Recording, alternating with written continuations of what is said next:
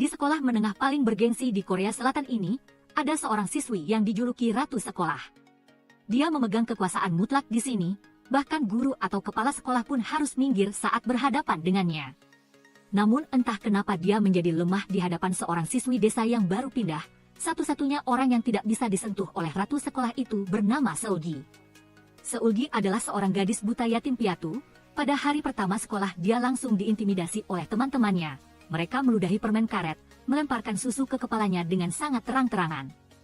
Seulgi hanya bisa menanggungnya dan tidak bisa membalas mereka. Lalu harus memotong rambut yang terkena permen karet dengan kesal.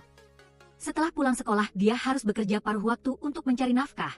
Karena tidak memiliki identitas, orang buta yatim piatu seperti dia sangat sulit mencari pekerjaan. Seulgi terpaksa melakukan pekerjaan yang tidak terlalu baik, yaitu memperdagangkan obat-obatan terlarang.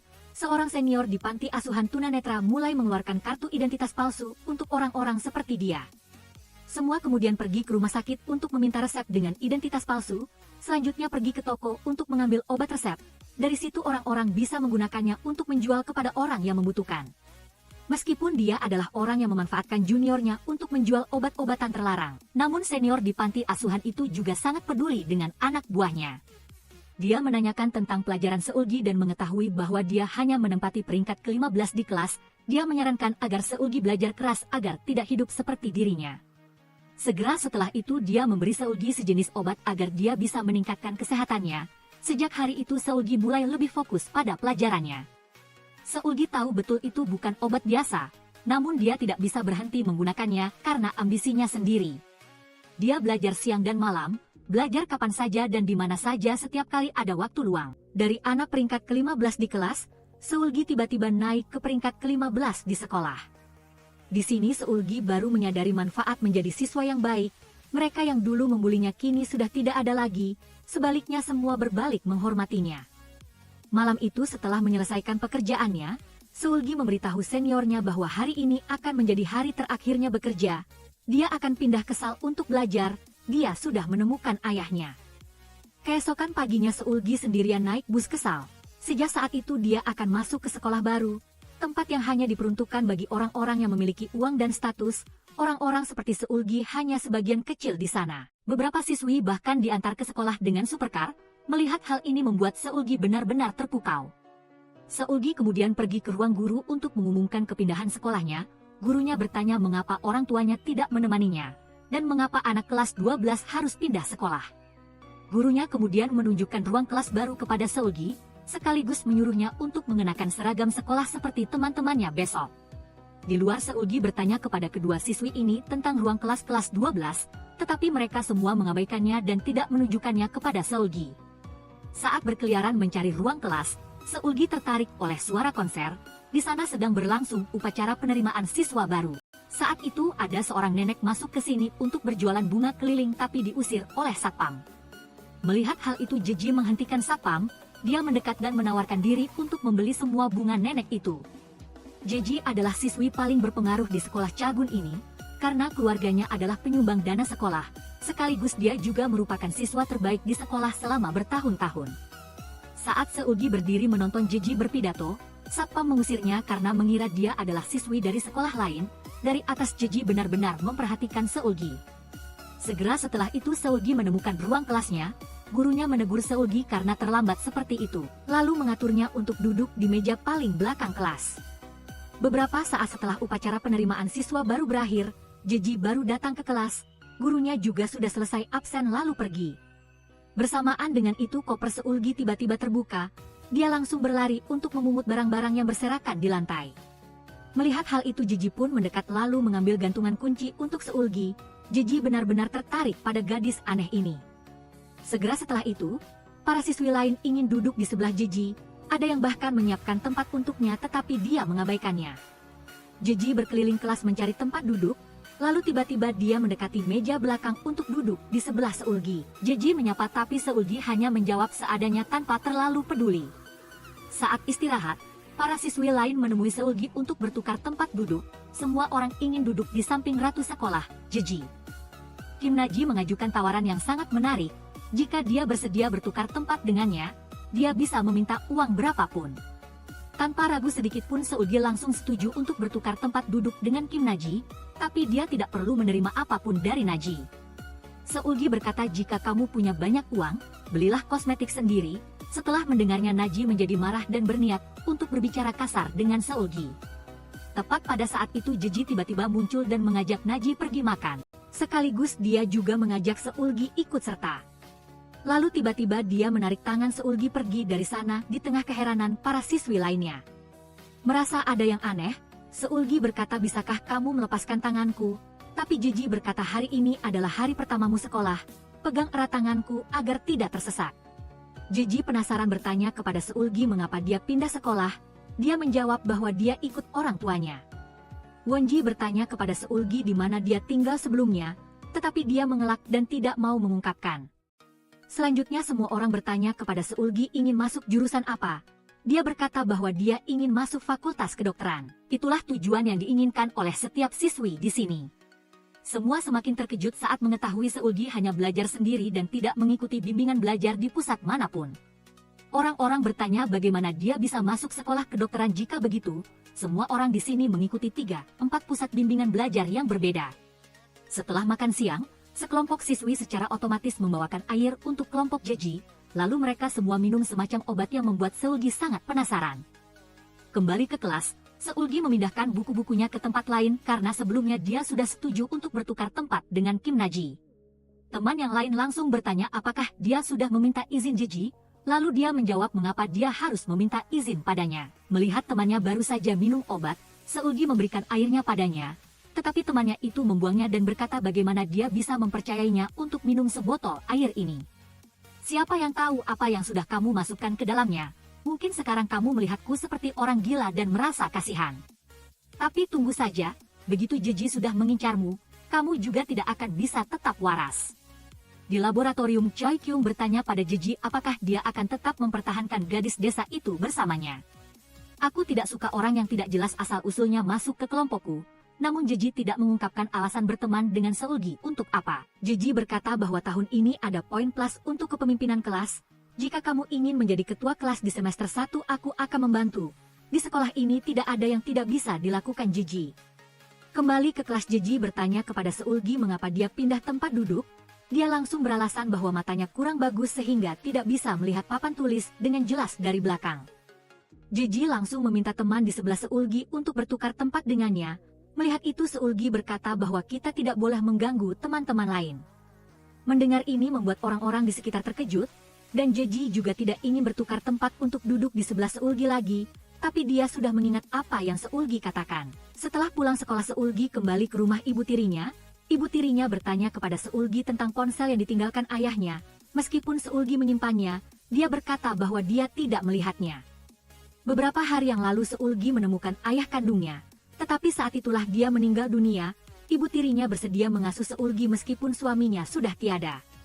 Di dalam kotak yang ditinggalkan ayah Seulgi, ada ponsel yang disebutkan ibu tirinya, ditambah lagi ada spanduk pencarian anak hilang yang ternyata adalah Seulgi. Malam itu Seulgi memesan seragam sekolah baru secara online, karena tidak cukup uang, dia hanya bisa membeli 1 set yang sudah bekas. Segera setelah itu dia pergi ke Binatu untuk mencucinya.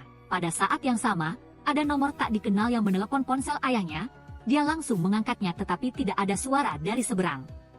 Keesokan paginya Seulgi datang ke sekolah dengan seragam baru. Melihat itu Kim Naji sengaja menyiramkan botol air yang sedang diminumnya ke arah Seulgi, lalu berpura-pura tidak sengaja. Selanjutnya dia berkata bahwa dia mencium bau amis sperma di seragammu, karena bermain dengan Jeji jadi mengira dirimu adalah Cinderella. Seluruh kelas kemudian menertawakan Seulgi. Melihat pemandangan ini membuatnya teringat kejadian di sekolah lamanya. Saat itu dia adalah korban kekerasan di sekolah. Setiap hari diintimidasi dan dihina oleh teman-temannya di sekolah. Segera setelah itu Seulgi masuk ke kamar mandi untuk mencuci ulang seragamnya. Jeji juga membawa seragam lain untuk Seulgi ganti sementara. Namun Seulgi menolak memakainya. Dia terus berkata bahwa dia baik-baik saja jadi jangan khawatir. Jangan berfantasi bahwa semua orang akan senang dengan keramahanmu. Setelah mendengar ini Jeji langsung melempar baju itu ke tempat sampah lalu pergi dengan kesal. Seluruh kelas kemudian mengadakan tes percobaan. Tidak hanya harus akurat tetapi juga harus cepat. Seulgi terkejut ketika soal-soal ujian juga ada bagian yang belum dipelajari, lebih terkejut lagi ketika tidak ada seorang pun di sekitarnya yang merasa aneh. Setelah ujian selesai, guru memeriksa nilai secara singkat. Tidak heran Jeji mendapat nilai 10 penuh. Haekyu mendapat nilai 9, beberapa orang mendapat nilai 6-8, sedangkan yang tidak disebutkan namanya termasuk kelompok nilai rendah. Setelah guru keluar, semua orang mengelilingi Jeji untuk menanyakan jawaban soal, sedangkan Seulgi langsung menemui guru untuk menanyakan nilainya. Guru memeriksa kembali dan Seulgi mendapat nilai 4. Guru kecewa karena sebelumnya Seulgi menjadi yang terbaik di sekolah lama tapi nilainya serendah itu. Seulgi tahu bahwa guru tidak akan membahas lagi tes itu, karena ini adalah tes kemampuan untuk pusat bimbingan belajar untuk menilai tingkat nilai siswa. Seulgi kemudian mencari pusat bimbingan belajar. Dia mengetahui bahwa biaya les untuk 2 mata pelajaran mencapai 2,5 juta won, jumlah yang terlalu besar di luar kemampuannya. Di sini Seulgi juga mengetahui bahwa 7 soal dari tes sebelumnya telah dibahas lebih dulu oleh pusat les ini. Dia mampir ke ruang kelas terdekat lalu mengeluarkan ponselnya untuk memotret.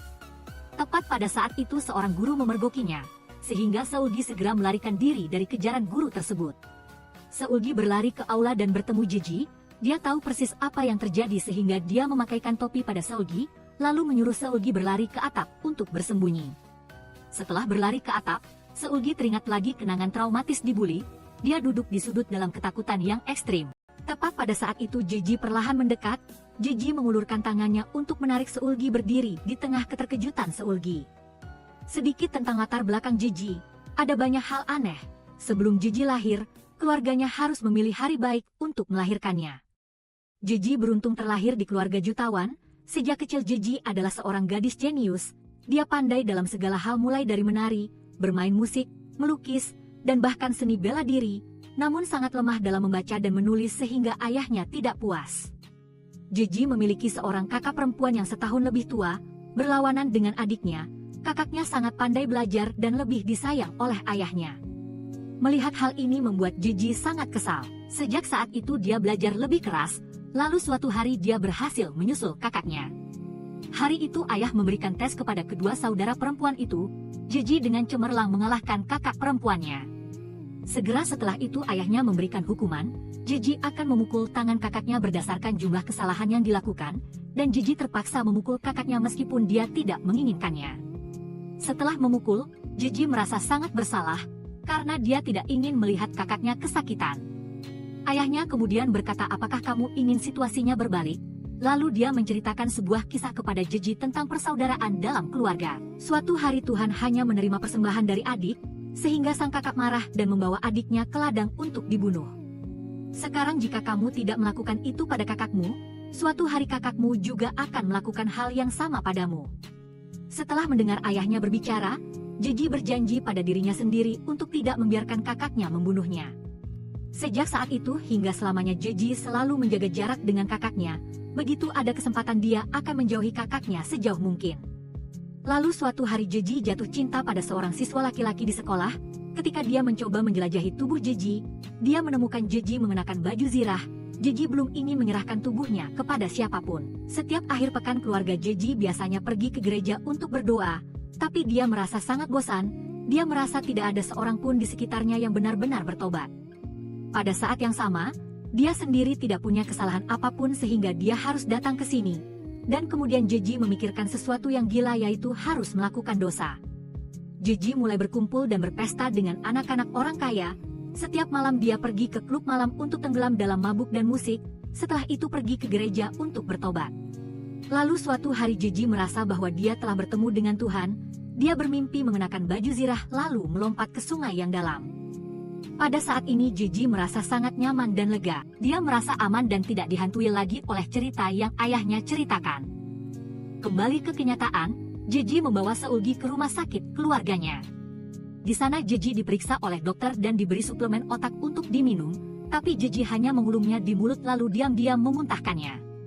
Jeji sudah menyiapkan seragam baru untuk Seulgi ganti. Seulgi bertanya mengapa dia bersikap begitu baik padanya. Jeji berkata karena dia menghormatinya. Dia tahu segalanya saat Seulgi masih di sekolah lama. Seulgi selalu berada di posisi nomor 1 dan dia penasaran dengan metode belajarnya yang tidak memerlukan les. Seulgi berkata bahwa di sekolah baru ini metode belajarnya tidak efektif. Setelah mendengar itu, Jeji berjanji akan membagikan materi matematika di pusat bimbingan, sebagai gantinya dia hanya menginginkan metode belajar Seulgi. Karena apa yang telah Jeji lakukan untuknya, Seulgi memberinya gantungan kunci berbentuk tongkat yang selalu dia bawa. Dalam perjalanan menjemput Jeji pulang, ayahnya bertanya tentang teman baru yang pindah sekolah. Ayahnya mendengar bahwa gadis itu selalu menempati peringkat pertama di sekolah lama. Tapi Jeji berkata bahwa itu tidak sampai membuat ayahnya harus khawatir, dia bukan sainganku. Keesokan harinya saat di kelas, guru melihat Kim Naji tidak hadir dan mengumumkan bahwa jika absen 1 hari maka peringkat universitas akan turun 3 peringkat. Kalau menjadi pengurus kelas akan naik 3 peringkat, lalu dia ingin seluruh kelas memilih ketua kelas sendiri. Setelah guru pergi, Seulgi ingin kembali ke tempat duduknya di sebelah Jeji dan Jeji langsung mengangguk setuju membuat semua orang terkejut. Seluruh kelas kemudian melakukan pemilihan ketua kelas baru. Selain satu-satunya kandidat Choi Kyung, Jeji tiba-tiba mencalonkan Seulgi juga. Dia hendak menolak tetapi Jeji mencegahnya, lalu Jeji berjanji kepada guru akan membantu temannya itu. Sementara itu, Choi Kyung terlihat sangat kesal karena sebelumnya Jeji sudah berjanji akan menjadikannya ketua kelas. Hasil pemilihan menunjukkan Seulgi tiba-tiba memenangkan pemilihan melawan Choi Kyung.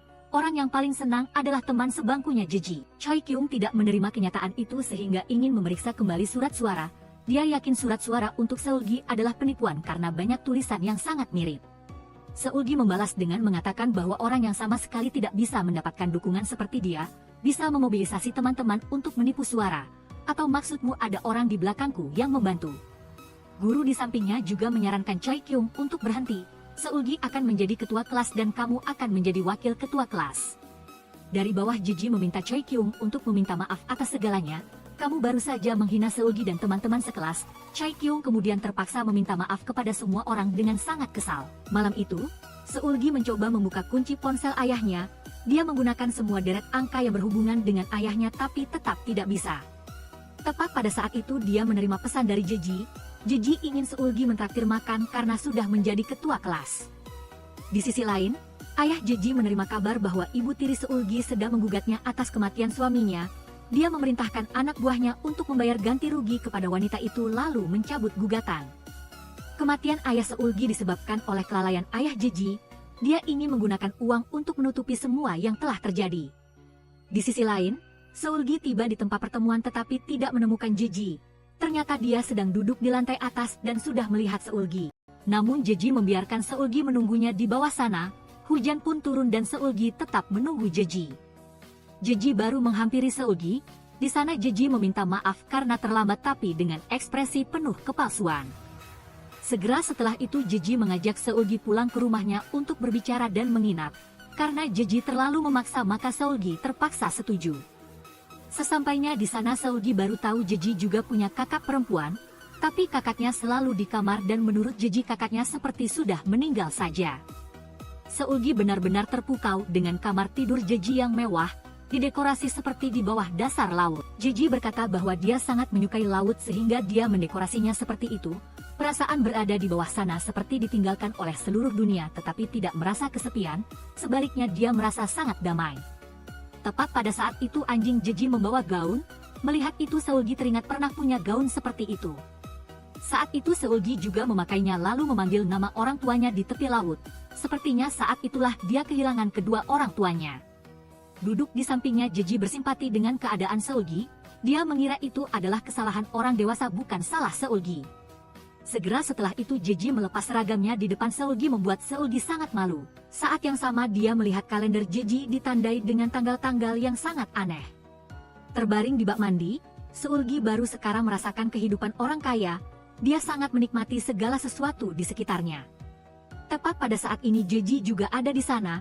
Dia dengan santai melepas pakaiannya lalu masuk ke bak mandi bersama Seulgi. Jeji tidak ragu-ragu memberikan ciuman kepada Seulgi membuat Seulgi terkejut. Lalu ciuman-ciuman berikutnya dibalas Seulgi dengan penuh gairah. Segera setelah itu Seulgi terbangun ketika Jeji terbaring di sampingnya dan semua yang baru saja terjadi hanyalah mimpi. Pada saat yang sama Kim Naji mengirim pesan kepada Jeji. Dia bilang dia akan meminta maaf secara pribadi kepada Seulgi. Dia akan segera pindah sekolah jadi tolong hapus video itu. Seulgi sangat penasaran sehingga dia diam-diam membaca semuanya. Di sisi lain, Kyu mendapatkan surat keluhan terhadap ayah Jeji. Karena Ibu Kyung adalah pengacara yang menangani kasus kematian ayah Seulgi, sepertinya ini adalah cara Kyung untuk mengalahkan Jeji. Seulgi terkejut saat melihat riwayat hidup ayahnya dan dirinya di ponsel Jeji. Ada juga video di mana Jeji mengancam Kim Naji. Selama ini Jeji diam-diam menyelidiki segala sesuatu tentang Seulgi. Di sisi lain, Kyung sedang mencari informasi tentang kematian ayah Seulgi. Ia menemukan bahwa itu semua karena kesalahan medis rumah sakit ayah Jeji. Berbicara sedikit tentang pribadi Kyung, sejak remaja belasan tahun ia menemukan dirinya puber lebih awal dari orang lain. Duduk di kereta, Kyung merasa bergetar dengan para pria di depannya. Ia terus-menerus menelan ludah tanpa henti karena sensasi gairah dirinya. Kyung merasa dirinya seperti dirasuki roh mesum. Ia penasaran sehingga melakukan survei daring tentang cinta. Hal aneh ketika ada pertanyaan tentang nama teman sebangku saat SD. Kyung langsung teringat teman sebangku yang sangat ia benci. Gadis itu sangat pandai belajar dan selalu menempati posisi nomor 1 di sekolah. Ia selalu sok tahu sehingga selalu menyuruh Kyung melakukan ini dan itu. Suatu hari Kyung kesal dan langsung memukul teman sebangkunya. Tidak lama kemudian teman itu pindah sekolah untuk belajar di Inggris.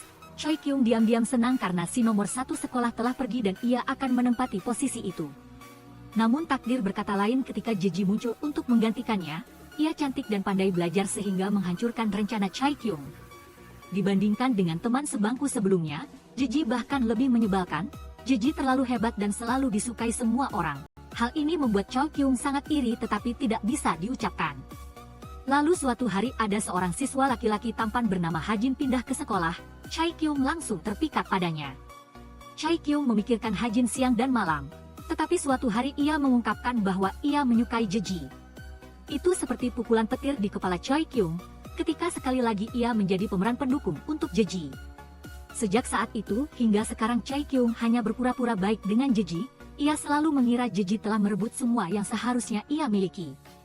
Kembali ke kenyataan, Jeji terbangun saat mobil Kyung sudah pergi. Hanya tersisa satu setel piyama yang terlipat rapi di sana. Di sini Jeji ingat tadi malam ia telah memasang perangkat pelacak di mobil Kyung. Ia segera membuka ponselnya untuk melihat dan mengetahui posisinya. Saat sarapan Jeji bertanya kepada ayahnya mengapa kakaknya belum pulang. Ayahnya mengatakan bahwa kakaknya sudah cukup malu dengan kegagalan masuk universitas, ditambah lagi harus ujian ulang bersama adiknya. Bagaimana bisa mereka belajar di rumah yang sama? Sepertinya kakak perempuannya merasa malu sehingga tidak mau pulang, bahkan tidak menghubungi keluarga sama sekali selama ini. Ayahnya mengira kali ini kakaknya pasti akan sangat bertekad. Jeji membalas bahwa kakaknya tidak akan pernah bisa mengalahkannya. Ketika tiba di kelas dan melihat Jeji, Kyung segera mencari cara untuk menghindar. Pada saat yang sama, semua orang heboh membicarakan kabar bahwa Kim Naji akan pindah sekolah. Segera setelah itu Jeji mencari Kyung untuk berbicara. Mengapa kamu melihatku tetapi tidak menyapa? Kamu mau kemana? Lalu Kyung mengatakan bahwa ia akan ke ruang guru. Ketika tiba di sana, keduanya melihat Kim Naji bersama ibunya sedang mengurus prosedur pindah sekolah. Jeji langsung mengajak Kyung untuk mengucapkan selamat tinggal padanya, tetapi wajah Kim Naji tidak menunjukkan sedikit pun emosi. Kembali ke kelas, semua orang menerima hasil ujian mata pelajaran sastra. Mengejutkan ketika Jeji hanya mendapat nilai A-, sedangkan yang mendapat nilai A mutlak adalah Kyung. Seseorang penasaran ingin guru membaca tulisan Kyung untuk seluruh kelas, tetapi guru mengatakan bahwa itu adalah tulisan yang berisi cerita pribadi, sehingga ia tidak nyaman membacakannya di sini. Setelah seluruh kelas pergi makan siang, Jeji diam-diam mengambil lembar ujian Kyung. Ia meninggalkan sekolah karena sebelumnya sudah meminta izin guru untuk pulang lebih awal. Ketika Kyung kembali, ia tidak menemukan lembar ujiannya. Ia mengobrak-abrik tas dan loker pribadinya tetapi tidak juga menemukannya. Keesokan harinya ketika semua orang datang ke kelas, di bawah meja masing-masing sudah ada tulisan Kyung. Itu pasti ulah Jeji.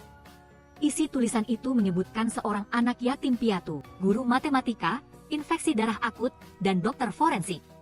Semua orang belum selesai membaca, Jeji langsung mengumpulkannya kembali. Lalu ia mengatakan bahwa tanpa izin darinya, tidak ada yang boleh membacanya. Seketika Kyung ingin berbicara empat mata dengan Jeji. Di sini Kyung bertanya mengapa kamu begitu marah padahal itu urusanku? Selanjutnya Kyung menunjukkan foto anak hilang miliknya yang kemarin diambil dari ponsel Jeji. Kamu tahu segalanya tentang aku, seorang anak yatim piatu yang baru saja kehilangan ayahnya. Ia juga guru matematika di sekolah ini. Ditambah lagi ada video di mana Jeji mengancam Kim Naji. Ketika ia tahu Kim Naji menggunakan obat stimulan lalu mengancam akan mengunggah video ini ke media sosial. Saat itu Kim Naji langsung berlutut memohon ampun di hadapan Jeji yang puas. Jeji membalas, mengapa kamu seenaknya menyentuh barang orang lain.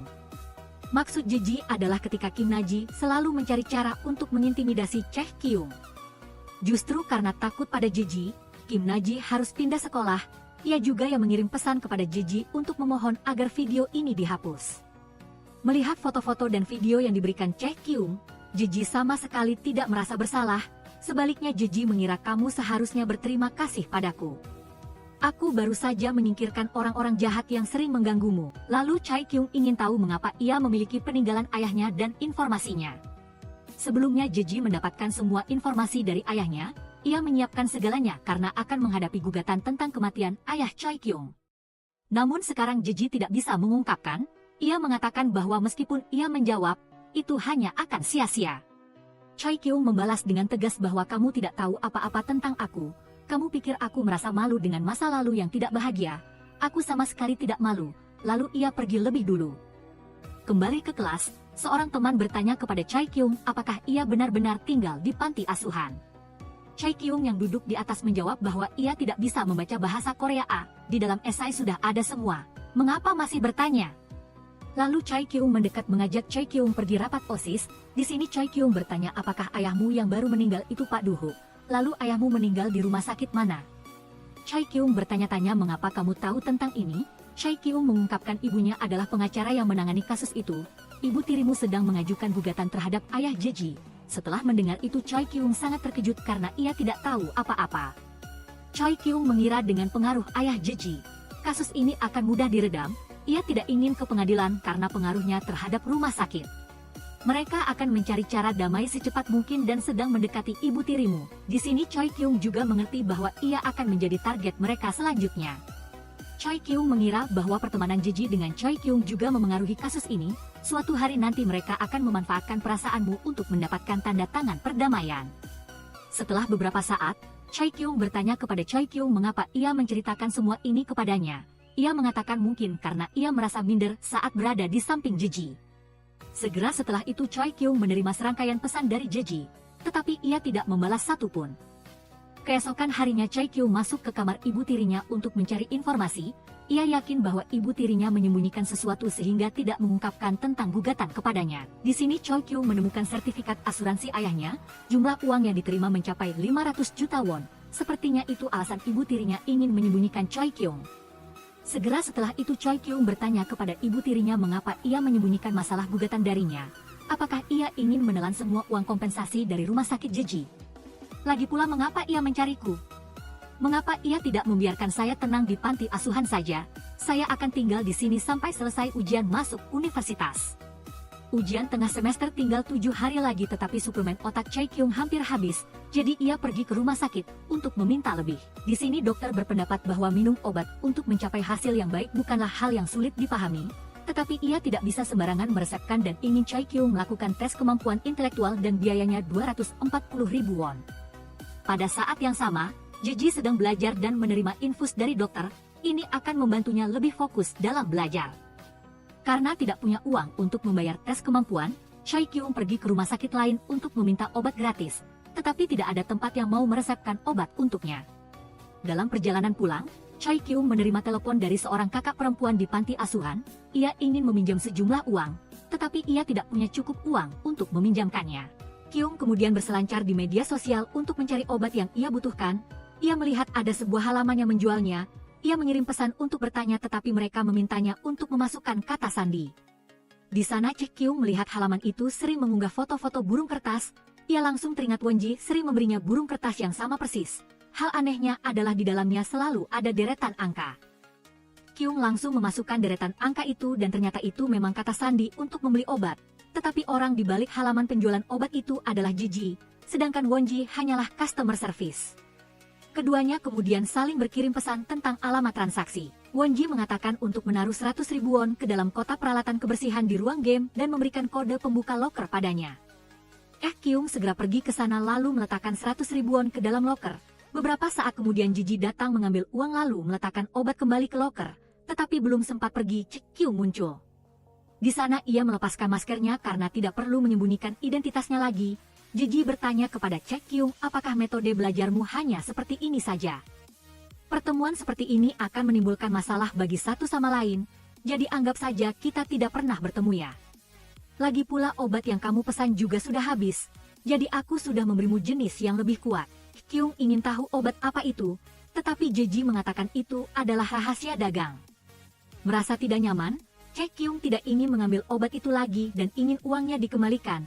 Tetapi Jeji mengira semua orang di sekolah menggunakan obat untuk belajar, jadi ia tidak perlu khawatir.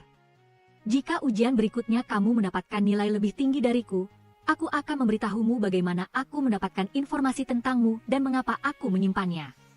Selanjutnya Jeji memberikan Cek Kyung materi persiapan ujian di pusat les.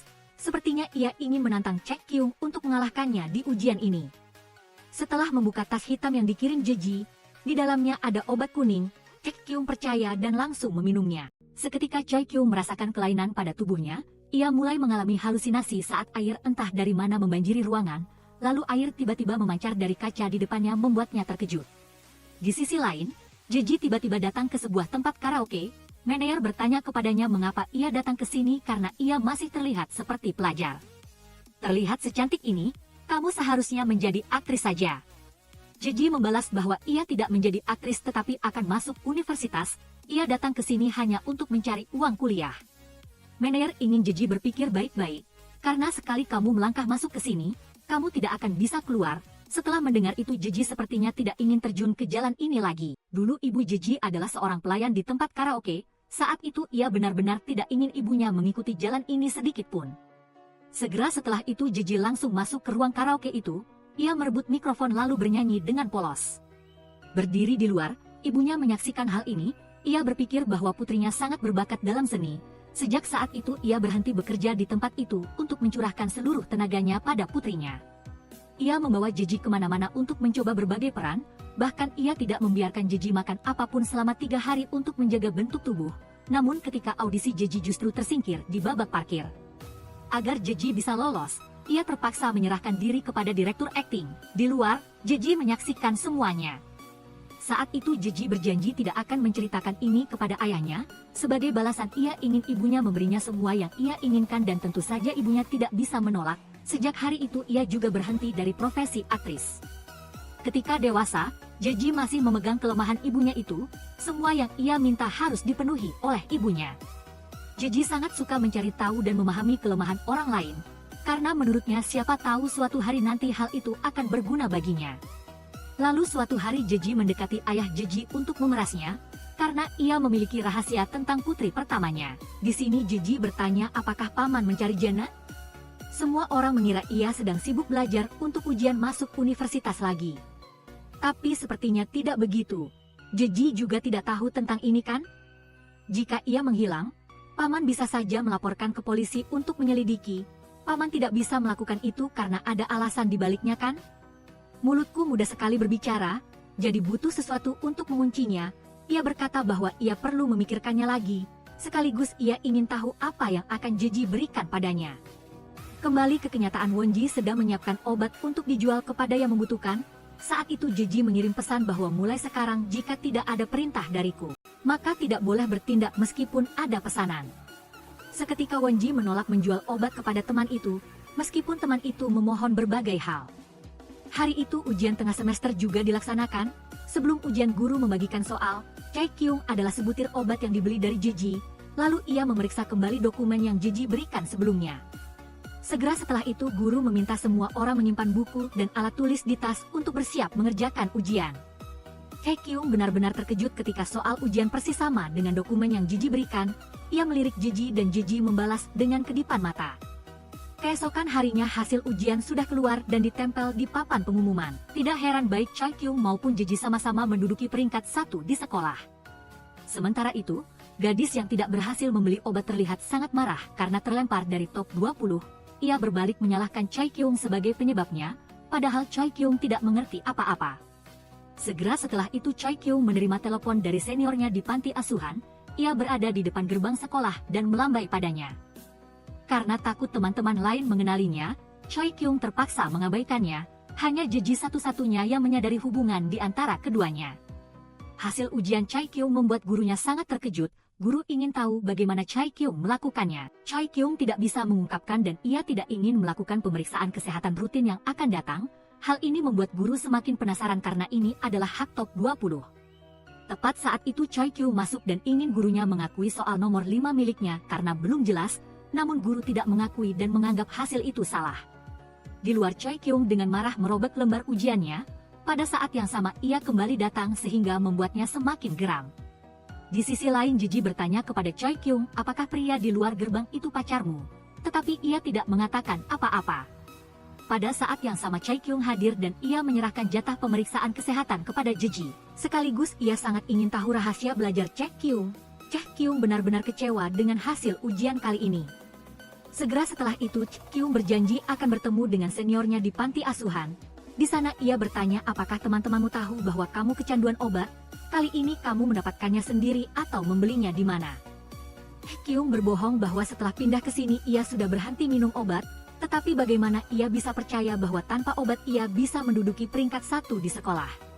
Seketika ia menarik Chai Kyung ke ruang ganti lalu menodongkan pisau ke lehernya. Ia menanyakan keberadaan gadis Seo Jin yang beberapa hari yang lalu menelepon untuk meminjam uang Chai Kyung. Ketika Chai Kyung mengatakan ia tidak tahu di mana ia berada, barulah ia melepaskannya. Ia juga tahu sebelumnya Chai Kyung sering menggelapkan uang saat menjual obat. Ini juga hal yang wajar karena Chai Kyung membutuhkan uang untuk memenuhi kebutuhan hidup. Ia tahu itu tetapi selalu mengabaikannya. Kyung kemudian naik bus untuk pergi ke rumah sakit untuk pemeriksaan kesehatan rutin. Melihat Jeji di bus, ia langsung mengabaikannya lalu mundur ke kursi belakang untuk duduk. Jeji yang duduk di sampingnya memprovokasi Chai Kyung dengan mengatakan bahwa ada orang-orang yang menghabiskan banyak uang untuk les. Namun orang yang tidak pernah les seperti kamu justru menjadi nomor 1. Ketika tiba di rumah sakit, semua orang harus mengambil sampel urin untuk dianalisis oleh dokter. Chai Kyung sangat khawatir karena takut penggunaan obatnya akan terbongkar. Pada saat yang sama ia menerima pesan dari Jeji yang berisi aku memiliki sesuatu yang sangat kamu butuhkan, lalu meminta Chai Kyung naik ke atap untuk bertemu. Sesampainya di sana ia melihat Jeji berdiri di tepi pagar, ia meletakkan botol urin di kakinya lalu berlutut dan berkata bahwa ia terlalu bodoh. Dari seragam, pusat bimbingan belajar hingga ujian akhir semester, kamu melakukan segalanya hanya agar aku berlutut di hadapanmu padahal aku tidak tahu. Sekarang apapun yang kamu inginkan, aku akan melakukannya. Apakah kamu ingin berdamai dalam kasus yang melibatkan ayahku? Aku akan berusaha mengikuti keinginanmu. Sebagai imbalannya aku ingin kamu membantuku tetap aman. Saya sangat takut diasingkan dan diintimidasi oleh teman-teman, jadi tolong bantu saya agar tidak ada masalah dengan hasil pemeriksaan kesehatan. Belajar sangat penting bagi saya saat ini, itu adalah satu-satunya wali saya, sekaligus perisai untuk melindungi saya dari orang-orang di sekitar. Namun Jeji mengatakan bahwa ia sama sekali tidak peduli dengan mediasi itu, tetapi ia akan setuju untuk membantumu tetap aman. Lalu Jeji memberi Chai Kyung sebotol urin yang tidak mengandung zat terlarang. Selanjutnya Chai Kyung bertanya kepada Jeji mengapa ia memiliki informasi tentang ayahnya dan dirinya. Di sini Jeji juga mengungkapkan semua kebenarannya. Saya mendapatkannya dari ruang kerja ayah. Saya tahu ayah sedang digugat terkait malpraktik medis. Tapi tidak disangka ada begitu banyak informasi dari ayahmu, ibu tirimu, dan juga dirimu. Sebelum pergi, Jeji mengucapkan kalimat yang penuh makna tersembunyi, yaitu mari kita lihat apa yang akan kamu lakukan untukku. Saat dibius untuk pemeriksaan kesehatan, Chai Kyung bermimpi tentang masa kecilnya. Ia berdiri di depan laut lalu memanggil nama orang tuanya dalam kesendirian. Saat itu Jeji muncul entah dari mana lalu membimbingnya pergi. Itu juga seperti cerita di masa sekarang, ketika Jeji selalu membantunya dengan misterius. Kembali ke kenyataan, Yuji diam-diam mendekati ranjang Chai Kyung lalu mengambil gelang, disertai dengan ponsel ayahnya. Semua itu terlihat oleh Jeji. Ketika ia datang memeriksa, gelang Chai Kyung sudah hilang. Jeji bertanya-tanya untuk apa ia mengambilnya, tetapi ia tidak menyangka Yuji juga mengambil ponselnya. Malam itu di festival Jeji mengirim pesan kepada Wonji lalu mengatakan bahwa Yuji hari ini terlihat agak aneh jadi kamu harus berada di sampingnya untuk mengawasinya. Sementara itu Jeji selalu berada di samping Chai Kyung dengan sangat akrab, ia tidak meninggalkan Chai Kyung bahkan setengah langkah pun. Pada saat yang sama senior Chai Kyung juga ada di sini. Di sisi lain Yuji memeriksa ponsel ayah Chai Kyung tetapi baterainya habis. Saat ini Bomsu masuk muntah karena sebelumnya ia sudah minum banyak obat. Memanfaatkan kesempatan ini, Yuji meminta Bomsu untuk mencari pengisi daya ponselnya. Sebagai gantinya ia akan mengizinkan Bomsu berpartisipasi dalam program Kencan Buta. Wonji yang juga ada di sana mendengar semuanya. Ia langsung memberitahu Jeji bahwa Yuji membutuhkan pengisi daya ponsel. Tapi sepertinya ponsel itu bukan miliknya. Lalu Jeji menyuruh Wonji untuk terus mengawasi Yuji. Melihat putrinya akrab dengan Cek Kyung, ayah Jeji tidak menyukainya sama sekali. Ia mendekat dan menyuruh keduanya untuk tidak minum minuman bersoda karena tidak baik. Tetapi Cek Kyung tetap keras kepala meminumnya. Selanjutnya ia menyuruh untuk tidak makan daging panggang karena mengandung zat pemicu kanker. Tetapi Cek Kyung tetap memakannya dan mengatakan bahwa ayah saya tidak terkena kanker karena makan daging gosong tapi tetap meninggal lebih awal. Manusia hidup hari ini mati besok, siapa yang tahu? Meskipun tahu Cek Kyung sedang memprovokasi ayahnya, Jeji justru merasa sangat senang karena sebenarnya ia tidak menyukai ayahnya sama sekali. Di sisi lain Cek Kyung bertemu Jeji lalu bertanya tentang keberadaan Cek Kyung. Tetapi ia mengatakan bahwa setelah pemeriksaan kesehatan selesai ia tidak melihatnya lagi. Jeji juga mengucapkan terima kasih kepada Cek Kyung karena telah memberinya jatah pemeriksaan kesehatan rutin. Sebagai balasannya ia mengajak Cek Kyung untuk bergabung dalam acara Kencan Buta. Di sisi lain seorang gadis lain menarik senior dari panti asuhan masuk. Keduanya akan memiliki 3 menit untuk saling bertanya tentang segala hal. Melihat Choi Kyung sepertinya sakit punggung, ia memberinya plester medis. Lalu ia bertanya apakah ia mengenal Choi Kyung kelas 12. Jika plester itu efektif, beritahu Choi Kyung ya. Segera setelah itu ia pergi dan berpapasan dengan Jeji yang juga masuk ruangan. Jeji sedang mencari pengisi daya ponsel dan ia menemukannya di bawah meja. Ia meletakkan ponsel ayah Choi Kyung di sini lalu pergi. Di sisi lain, setelah semalaman bermain bersama Jeji, Choi Kyung merasa sangat nyaman. Di sini Choi Kyung juga mengatakan yang sebenarnya kepada Jeji bahwa ia masih belum bisa mempercayainya, tetapi ia merasa sangat senang berada di sisimu. Sementara itu Jeji diam-diam pergi menemui ayah Jeji, ia langsung bertanya tentang ponsel itu tetapi ia mengatakan bahwa Choi Kyung memiliki 2 ponsel. Paman mau mengambil yang mana? Katakan dengan jelas. Meskipun Jeji tahu ia telah mengambil ponsel ayah Choi Kyung yang benar, tetapi ia mengatakan demikian agar ia menaikkan upahnya. Seketika ayah Jeji berjanji akan memberi Jeji 5 juta won. Di sana Wonji sudah memotret pertemuan keduanya. Di sisi lain Bomsu telah menemukan pengisi daya ponsel yang Jeji butuhkan. Tepat saat itu seorang gadis masuk. Bomsu langsung mengenali itu adalah Jena, kakak perempuan Jeji. Di sisi lain Jeji menerima foto yang dikirim Wonji. Ia langsung mengenali itu adalah mobil ayahnya. Pada saat yang sama, Choi Kyung mencari Seulgi karena tidak bisa menghubunginya melalui telepon. Segera setelah itu Jeji meminta izin untuk pergi lebih dulu. Seulgi memeriksa kembali tas punggungnya dan tidak menemukan ponsel ayahnya. Hal ini membuatnya sangat panik. Wonji menunjukkan kepada Jeji tempat Joji mengisi daya ponsel itu. Dan pada saat yang sama dia juga mendengar bahwa itu milik guruku. Jeji masuk ke ruang pertemuan dan saat dia mencari, ponsel itu berdering. Dia segera mengangkatnya tetapi orang di seberang tidak mengatakan apa-apa. Jeji kemudian duduk di toilet untuk mencoba membuka kunci ponsel. Dia ingat bahwa selebaran pencarian anak hilang ayah Seulgi menyebutkan tanggal hilangnya anaknya. Jeji segera memasukkan nomor itu dan ternyata itu adalah kata sandi yang benar. Di sana dia melihat pesan yang dikirim seseorang untuk mengancam ayah Seulgi. Di dalamnya juga ada video ayah Seulgi sedang bermesraan dengan seorang gadis. Lalu Jeji mencari ruangan dalam video itu.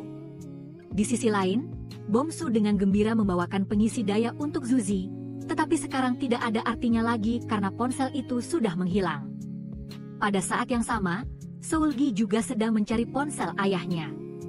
Mengetahui hal itu, ayah Jeji meminta Zuzi untuk membantu mencarinya.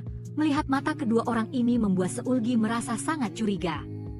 Dalam keadaan mabuk, Bomsu berkata kepada ayah Jeji bahwa, "Tadi aku baru saja melihat Jena, dia terlihat sangat kurus."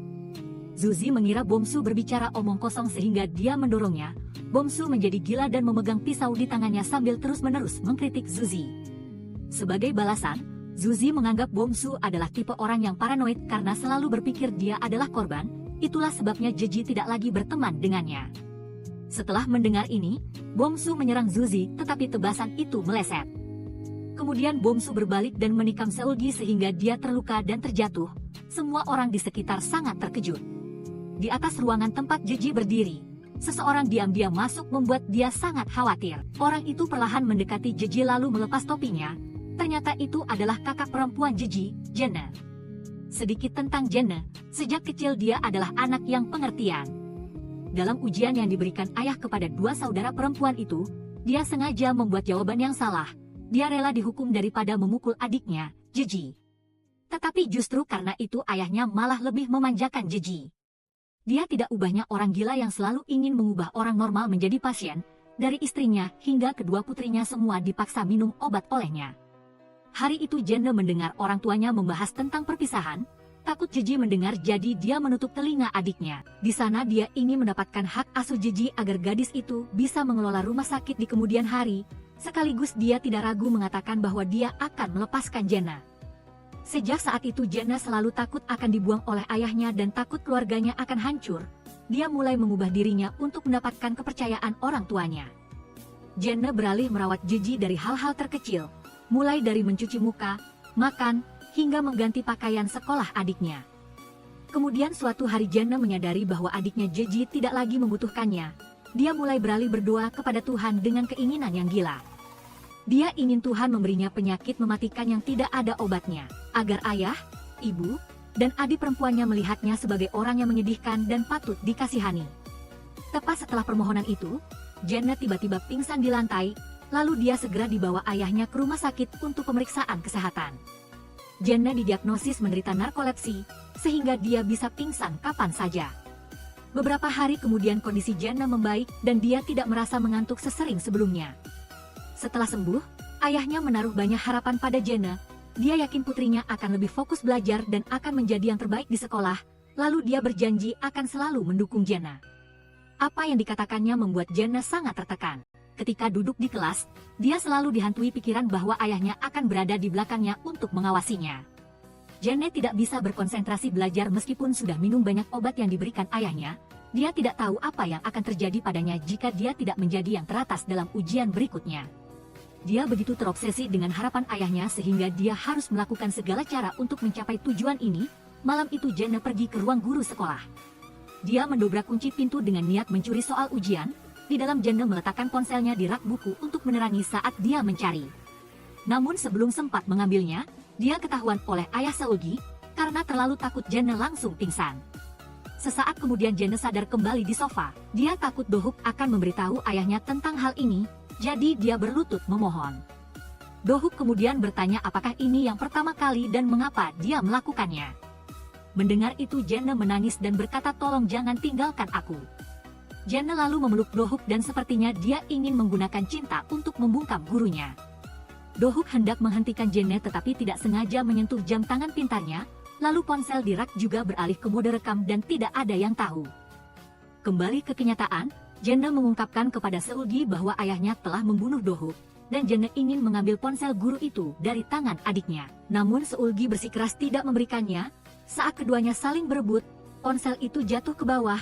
Seulgi segera berlari mengambilnya kembali, sedangkan Jenna langsung melompat melewati jendela. Jenna belum sempat menemukan ponsel itu ketika satpam datang menyinari. Dia begitu terobsesi sehingga dia melihat satpam sebagai Dohuk, jadi dia langsung melarikan diri. Ketika Seulgi tiba di bawah, ponsel itu masih ada di sana. Pada saat yang sama sekolah mengumumkan bahwa festival telah berakhir dan mengundang siswa untuk kembali ke kelas. Sementara itu Kyung diam-diam mengambil pisau yang digunakan Bongsu. Pada saat yang sama Jeji datang bertanya apa yang terjadi. Kyung mengatakan bahwa Seulgi terluka dan sudah dibawa ayahnya ke rumah sakit. Jeji sangat khawatir lalu berlari ke sana. Di sisi lain, saat Joji sedang mencari perban, kepala sekolah membawa Bongsu masuk untuk menanyainya apakah dia telah menggunakan narkoba. Mendengar itu Bongsu terkejut dan menjatuhkan gelas di tangannya. Joji yang bersembunyi di dalam juga sedikit mengerti. Sementara itu, Jeji langsung masuk ke ruang operasi karena takut ayahnya akan melakukan sesuatu pada Seulgi. Saat ini dia sudah dibius dan ayahnya sedang bersiap menjahit lukanya. Lalu dia memberikan jarum dan benang kepada Jeji agar putrinya bisa mencoba menjahit. Jeji menggenggam erat tangan Seulgi seolah ingin menunjukkan kekhawatirannya pada temannya. Ayahnya mengatakan bahwa Seulgi tumbuh di panti asuhan sehingga kekurangan gizi. Oleh karena itu lapisan lemak di bawah kulitnya sama sekali tidak elastis. Tapi karena dia adalah temanmu, ayah akan melakukan yang terbaik agar tidak meninggalkan bekas luka. Setelah mendengar ini, Jeji tiba-tiba ingin menjahit sendiri luka Seulgi. Di sisi lain, di kelas, guru menyita semua barang yang dicurigai mengandung zat terlarang. bahkan obat pencernaan pun tidak luput. Lalu dia menyuruh Kyung untuk memeriksa loker teman-temannya di kelas tapi tidak ada apa-apa. Hanya 3 orang yang tidak hadir hari ini yang tidak bisa diperiksa. Sesaat kemudian Seulgi meninggalkan ruang operasi dan ibu tirinya segera berlari mendekat. Wanita itu memarahi ayah Jeji. Kamu masih suka mengoperasi pasien tanpa persetujuan walinya, ya? Suamiku belum cukup. Sekarang anakku juga? Aku akan segera memindahkannya ke rumah sakit lain. Menanggapi itu, dia berkata, jika ada rumah sakit lain sekarang, silakan saja pindahkan.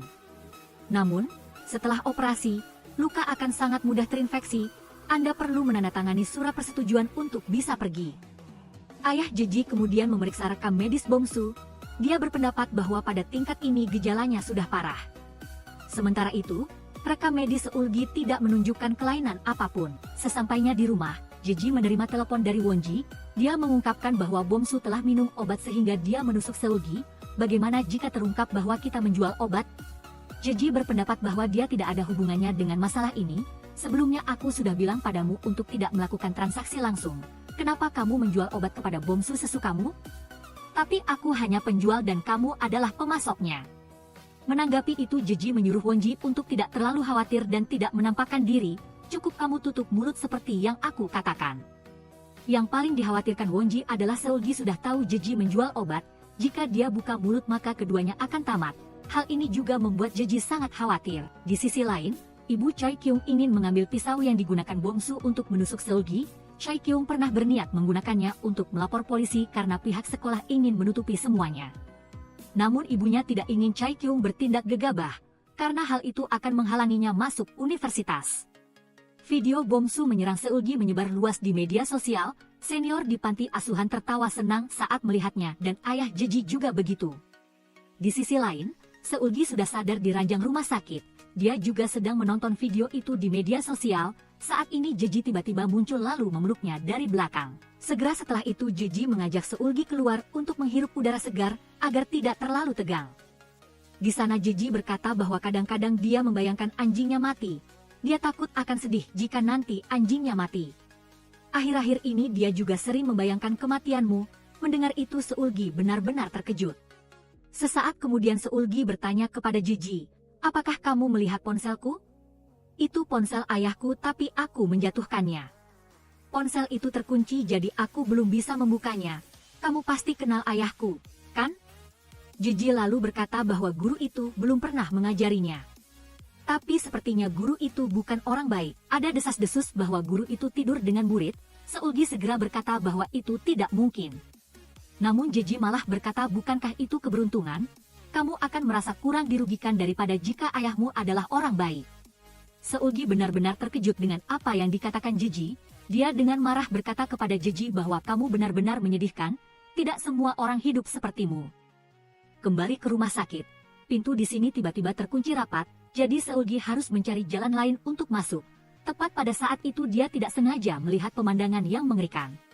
Ayah Jeji sedang mengarahkan anak buahnya yang sedang membuang sesuatu yang sangat mirip mayat.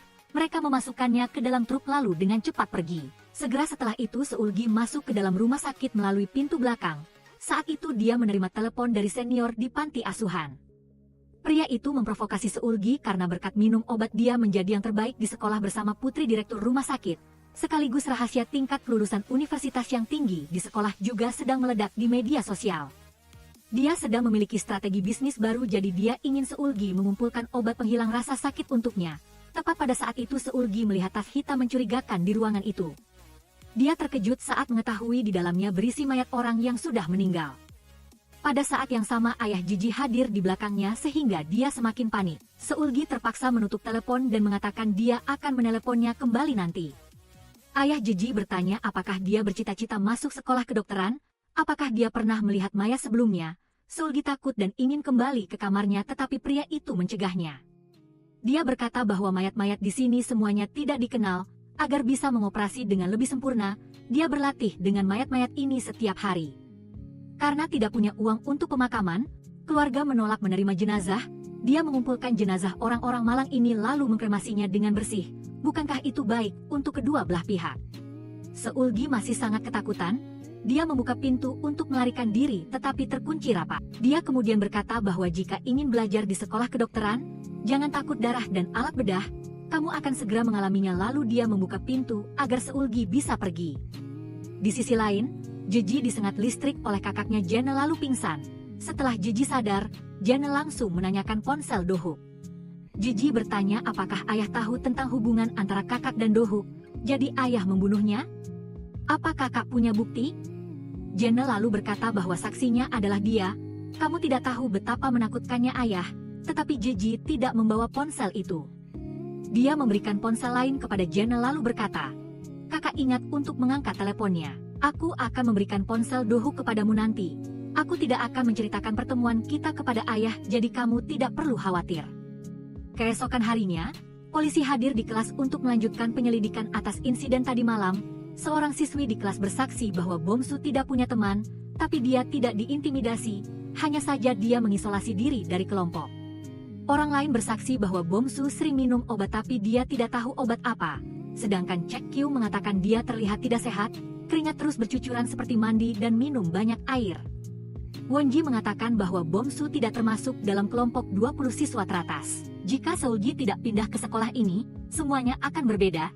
Dia pasti merasa dirugikan sehingga dia melakukannya. Polisi bertanya kepada Jeji, menurut teman-teman lain, kamu adalah orang yang paling dekat dengan Seulgi.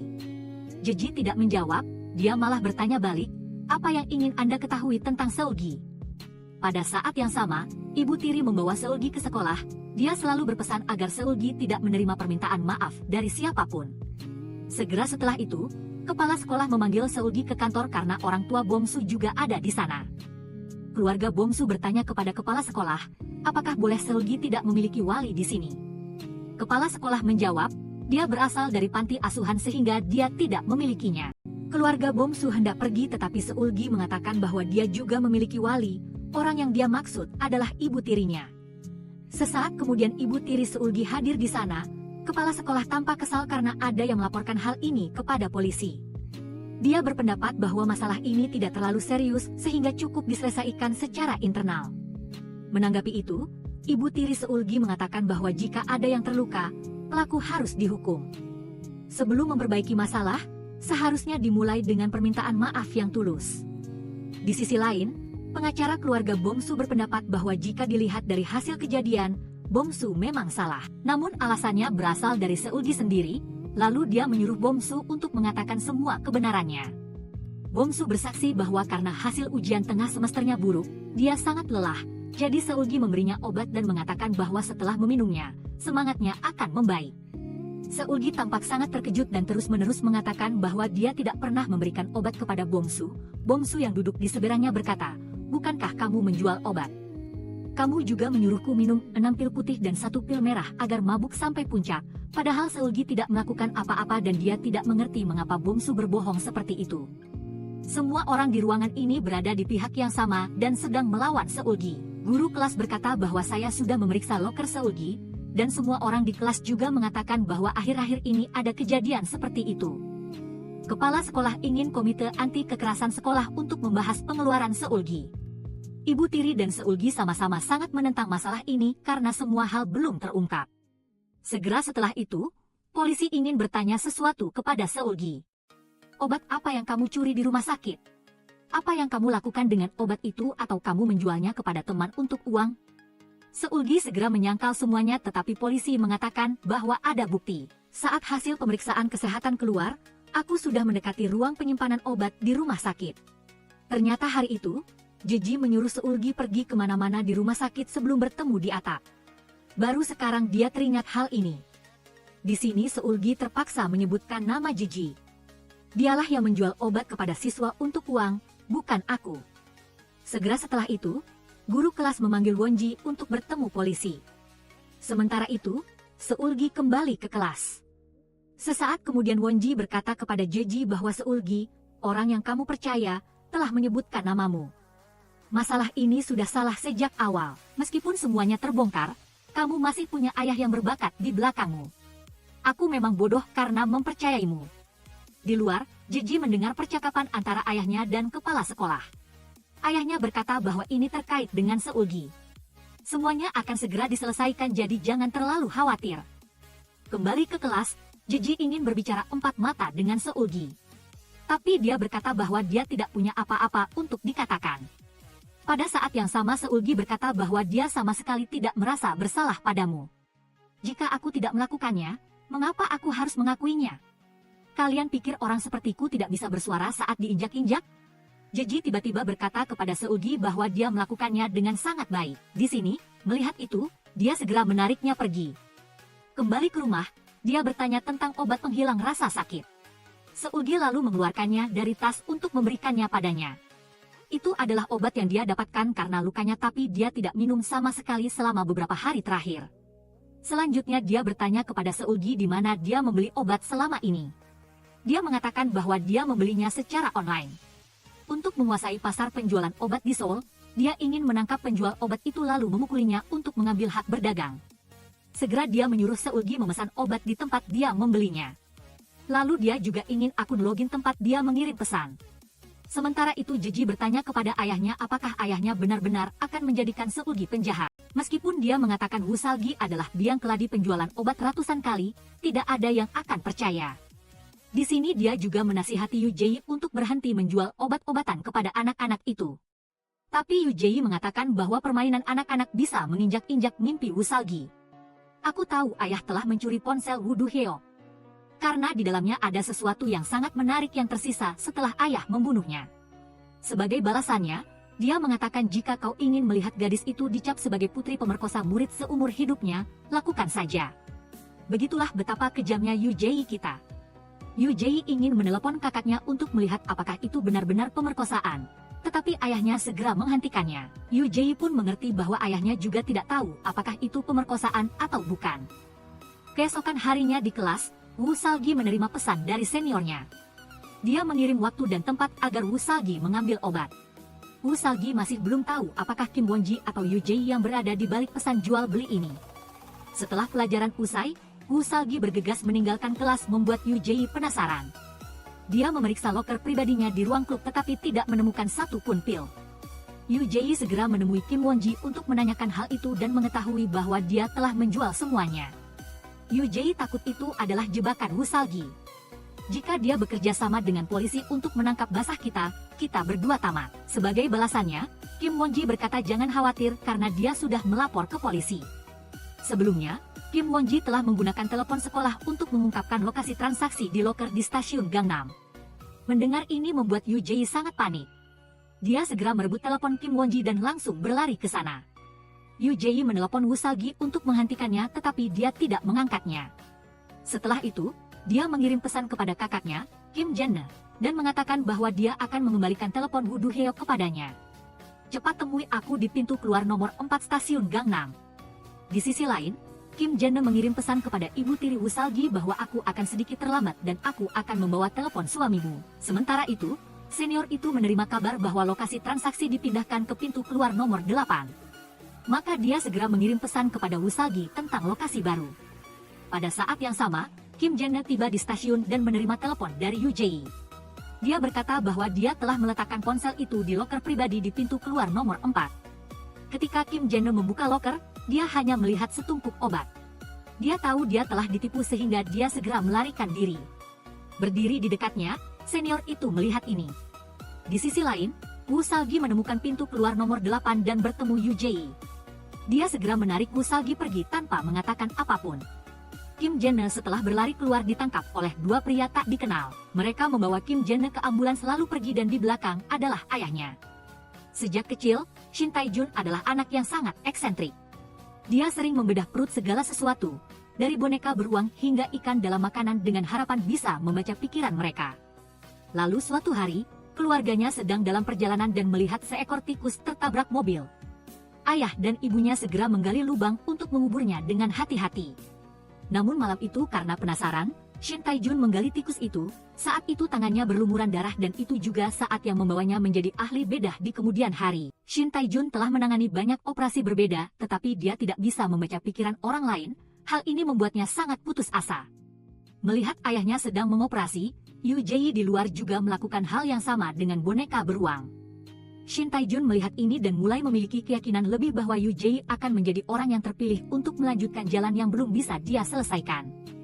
Kembali ke kenyataan, Yu Jie menjelaskan kepada Wu Salgi bahwa semuanya adalah jebakan yang dibuat oleh Kim Won-ji, dan dia juga ingin tahu siapa sebenarnya pria yang menyuruh Wu Salgi mengambil obat itu. Wu Salgi mengungkapkan bahwa itu adalah orang pertama yang memberinya obat, walaupun tidak ada yang baik, berkat dia nilaiku meningkat dan aku tidak lagi diintimidasi. Keduanya kemudian kembali ke pintu keluar nomor 4 stasiun, tetapi obat di loker sudah diambil. Yu Jie segera menelepon kakaknya tetapi tidak bisa menghubunginya. Wu Salgi bertanya-tanya apakah Kim Jene sudah ditangkap polisi. Yu Jie langsung menjawab bahwa dia menelepon agar kakaknya ditangkap, membuat Wu Salgi benar-benar terkejut. Keduanya pergi ke kantor polisi untuk mencari Kim Jene tetapi dia tidak ada di sana. Yu Jie tidak bisa memikirkan tempat lain yang mungkin dituju Kim Jene karena dia tidak tahu apa-apa tentang kakaknya. Wu Salgi merasa tidak tenang dan ingin Yu Jie menelepon kakaknya sekali lagi. Tidak disangka, kali ini telepon Kim Jene berdering tapi tidak ada yang menjawab. Yu Jie memeriksa lokasi dan ternyata ada di dalam rumahnya. Yu Jie langsung naik taksi pulang. Dia berlari ke kamar Kim Jene tapi kakaknya tidak ada di sana. Yu Jie terus menelepon Kim Jene dan telepon itu berdering di kamarnya. Pada saat yang sama ayahnya muncul di belakangnya membuat dia terkejut. Melihat putrinya kehujanan, dia tampak khawatir, takut Yu Jie akan masuk angin dan memengaruhi ujian percobaan mendatang. Dia juga menasihati Yu Jie untuk mandi air hangat dan besok pergi ke rumah sakit untuk pemeriksaan kesehatan. Setelah itu Yu Jie memeriksa kotak rahasia dan ponsel Woo Do Hyuk sudah tidak ada. Dia juga menemukan pintu balkon tiba-tiba terbuka lebar. Di sisi lain, ketika Wu Salgi kembali ke rumah, dia melihat banyak panggilan tak terjawab dari seniornya, tetapi dia tidak menelepon balik satupun. Keesokan harinya, sekolah mengadakan sesi pendidikan pencegahan penyalahgunaan narkoba dan kecanduan. Pada saat ini, video ancaman Yu Jie terhadap Kim Naji tiba-tiba diunggah di media sosial. Semua orang di sekolah menerima pemberitahuan tentang video ini. Ada banyak komentar yang menyebutkan kekuasaan tertinggi Yu Jie yang tidak ada yang berani menyentuhnya. Entah siapa yang mengunggahnya tapi Yu Jie terlihat sangat bingung. Bersamaan dengan itu, pihak kepolisian tiba-tiba muncul dan merilis sebuah video di stasiun kereta bawah tanah. Polisi mengungkapkan bahwa kemarin telah terjadi transaksi jual beli obat-obatan terlarang di sana. Jika ada yang mengetahui siapa gadis yang muncul di video, mohon laporkan kepada pihak kepolisian. Pada saat yang sama, kepala sekolah masuk dan terlihat sangat marah karena pihak kepolisian tiba-tiba datang ke sekolah tanpa pemberitahuan apapun. Sebagai balasannya, polisi itu berkata bahwa laporan kemarin dikirim dari dalam sekolah. Apakah Anda tahu tentang ini? Duduk di bawah, Yu Jie berkata bahwa saya tahu siapa orang yang terekam kamera itu. Dia tidak ragu mengungkapkan bahwa itu adalah Kim Jene, putri direktur pusat medis dan juga kakakku. Semua orang di bawah terkejut. Aku sudah berkali-kali melihat kakak mencampur obat di rumah sakit ayah. Mungkin Choi Kyung juga membeli obat dari dia di sekolah, karena saat festival dia juga ada di sekolah.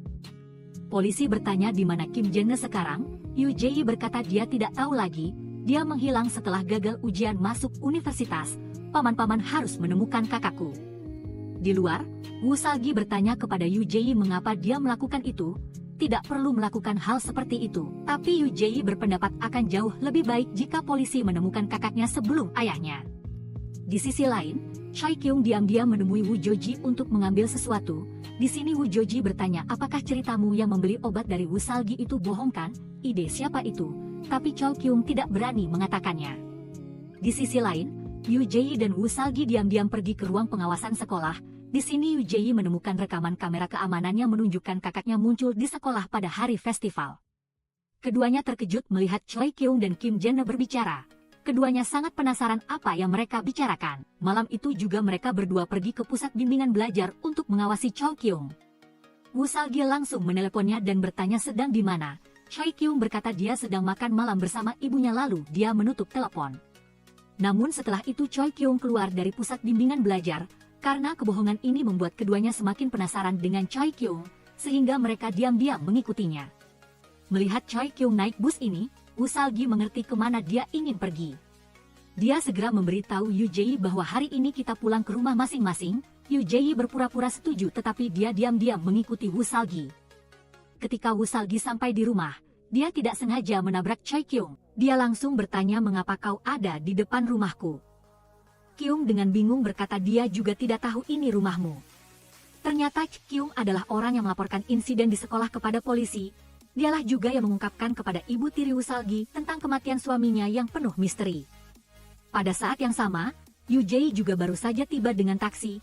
Yoo Jae kemudian bertanya kepada Kyung tentang percakapannya dengan Kim Jin malam itu. Setelah beberapa saat ragu-ragu, Kyung berkata bahwa dia memintaku untuk merahasiakan pertemuanku dengannya. Karena hubunganmu dan kakakmu juga tidak baik-baik saja. Aku sudah mengenalmu selama 6 tahun, tapi pernahkah kau bercerita tentang kakakmu? Chak Gyeong dengan marah berkata bahwa karena dicurigai menjual obat-obatan terlarang, dia menyebutkan kakaknya untuk menyalahkan. Jika aku adalah Kim Jena, aku sudah memutuskanmu sejak lama. Kau hanya memikirkan dirimu sendiri dan tidak pernah peduli dengan perasaan orang-orang di sekitarmu. Tepat pada saat itu, Yoo Jae menerima panggilan anonim. Orang di ujung sana mengungkapkan bahwa dia tahu di mana Kim Jena sekarang. Jika ingin tahu lebih detail, bawalah 30 pil koncertin ke alamat ini sebelum pukul 1 pagi ini. Mendengar itu, Yoo Jae segera berlari pulang, diikuti oleh Woo-salgi dan Chak Gyeong. Setibanya di kamar, Yoo Jae segera mengambil obat-obatan di kotak mejanya untuk dibawa bertransaksi. Setibanya di luar, kedua temannya masih di sana. Woo-salgi sudah tahu ceritanya dan ingin ikut dengan Yoo Jae. Kyung yang berdiri di sampingnya berpendapat bahwa kalian tidak bisa pergi ke bar dengan pakaian seperti ini. Segera setelah itu, mereka bertiga masuk ke kamar Yoo Jae untuk mengubah penampilan baru, mulai dari pakaian hingga rambut, agar terlihat seperti pemain sejati. Namun Kyung tidak terbiasa berpakaian seperti ini. Ketika sampai di bar, Yoo Jae dan Woo-salgi diizinkan masuk. Hanya Kyung yang dicurigai usianya karena terlihat seperti siswa SMA. Yoo Jae segera melepas kacamata Kyung lalu berkata itu hanya karena ini, dan dengan demikian ketiganya berhasil melewati pintu. Lokasi transaksi adalah toilet bar ini. Yoo Jae segera pergi ke sana lalu meletakkan obat di tangki air dan pergi. Woo-salgi yang berdiri di luar bertugas mengawasi siapa orang misterius itu. Kyung bertanya-tanya mengapa peneleponnya laki-laki tetapi lokasi transaksinya adalah toilet wanita. Yoo Jae berpikir kemungkinan besar mereka memiliki kaki tangan. Dia dan Kyung akan berada di luar untuk mengamati orang-orang yang paling mencurigakan. Beberapa saat kemudian seorang pria mabuk yang sangat mencurigakan masuk ke toilet wanita. Woo-salgi segera melaporkan hal ini kepada kedua rekannya. Ketika pria mencurigakan itu pergi, Woo-salgi segera mengikutinya. Saat yang sama ada seorang gadis lain yang masuk. Ini terlihat oleh Kyung. Berdiri di toilet sebelah, Kyung baru terkejut saat mengetahui gadis itu adalah Woo Joji. Setelah tertangkap basah, Woo Joji meminta maaf kepada semua orang. Dia membutuhkan obat-obatan itu hanya karena ingin menjualnya lagi untuk mendapatkan uang. Yoo Jae berjanji bahwa dia akan memberikan semua obat itu kepadanya, asalkan dia mengungkapkan semua kebenaran kepadanya. Woo Joji mengakui bahwa sebelumnya dia telah mencuri ponsel ayah Woo-salgi karena ayahnya berjanji akan membayarnya dengan upah yang besar tetapi kemudian ponsel itu dirampas oleh seseorang. Ayahnya pasti juga sudah menghubungi Kyung. Karena pada malam festival wajahnya pucat pasi. Sekaligus aku yakin paman itu belum menemukan Kim Jena, jadi kupikir jika melempar umpan, dia pasti akan tergoda. Aku sangat butuh uang karena keluargaku sudah bangkrut, rumah juga sudah dilelang jadi tidak bisa pulang lagi, makanya selama ini aku tidur di ruang sauna. Woo-salgi dengan lembut berkata kepada Woo Joji bahwa dia harus berhati-hati di sana pada malam hari. Dia tidak menyalahkan Woo Joji meskipun sebelumnya telah mencampur ponsel ayahnya. Kyung yakin bahwa di dalam ponsel itu ada sesuatu yang sangat penting. Pada saat yang sama, senior itu juga hadir karena sebelumnya bertemu Yoo Jae di bar. Dia langsung bertanya apakah kalian sedang mencari kakak gadis ini. Woo Joji segera menunjukkan foto Kim Jena dan senior itu langsung mengenalinya. Dia pernah bertemu Kim Jena pada malam festival ketika dia memanjat pagar untuk melarikan diri. Saat itu dia juga menemukan kartu identitas Kim Jena, tetapi dengan nama Seojin, orang yang sedang dia cari dan sepertinya dia telah menjualnya kepada Kim Jena. Segera setelah itu, Woo-salgi ingin berbicara empat mata dengan senior itu. Dia bertanya apakah dia bertemu Kim Jena di stasiun kereta bawah tanah hari itu, harus menemukan dia baru bisa menangkap Seojin lebih cepat. Senior itu mengakui telah melihat Kim Jena ditarik ke dalam ambulans, terlihat seperti penculikan. Di sisi lain, Yoo Jae menerima telepon yang memberitahukan bahwa Kim Jena telah ditemukan. Di sisi lain, Shin Tae-jun menolak pihak kepolisian untuk memeriksa jenazah Kim Jena. Pada saat yang sama Yoo Jae juga telah tiba di sini. Menurut dokter di sini, Kim Jena jatuh dari gunung, sepertinya kepalanya terbentur batu sehingga wajahnya cacat. Yu Jie benar-benar terkejut melihat pemandangan kakaknya ini.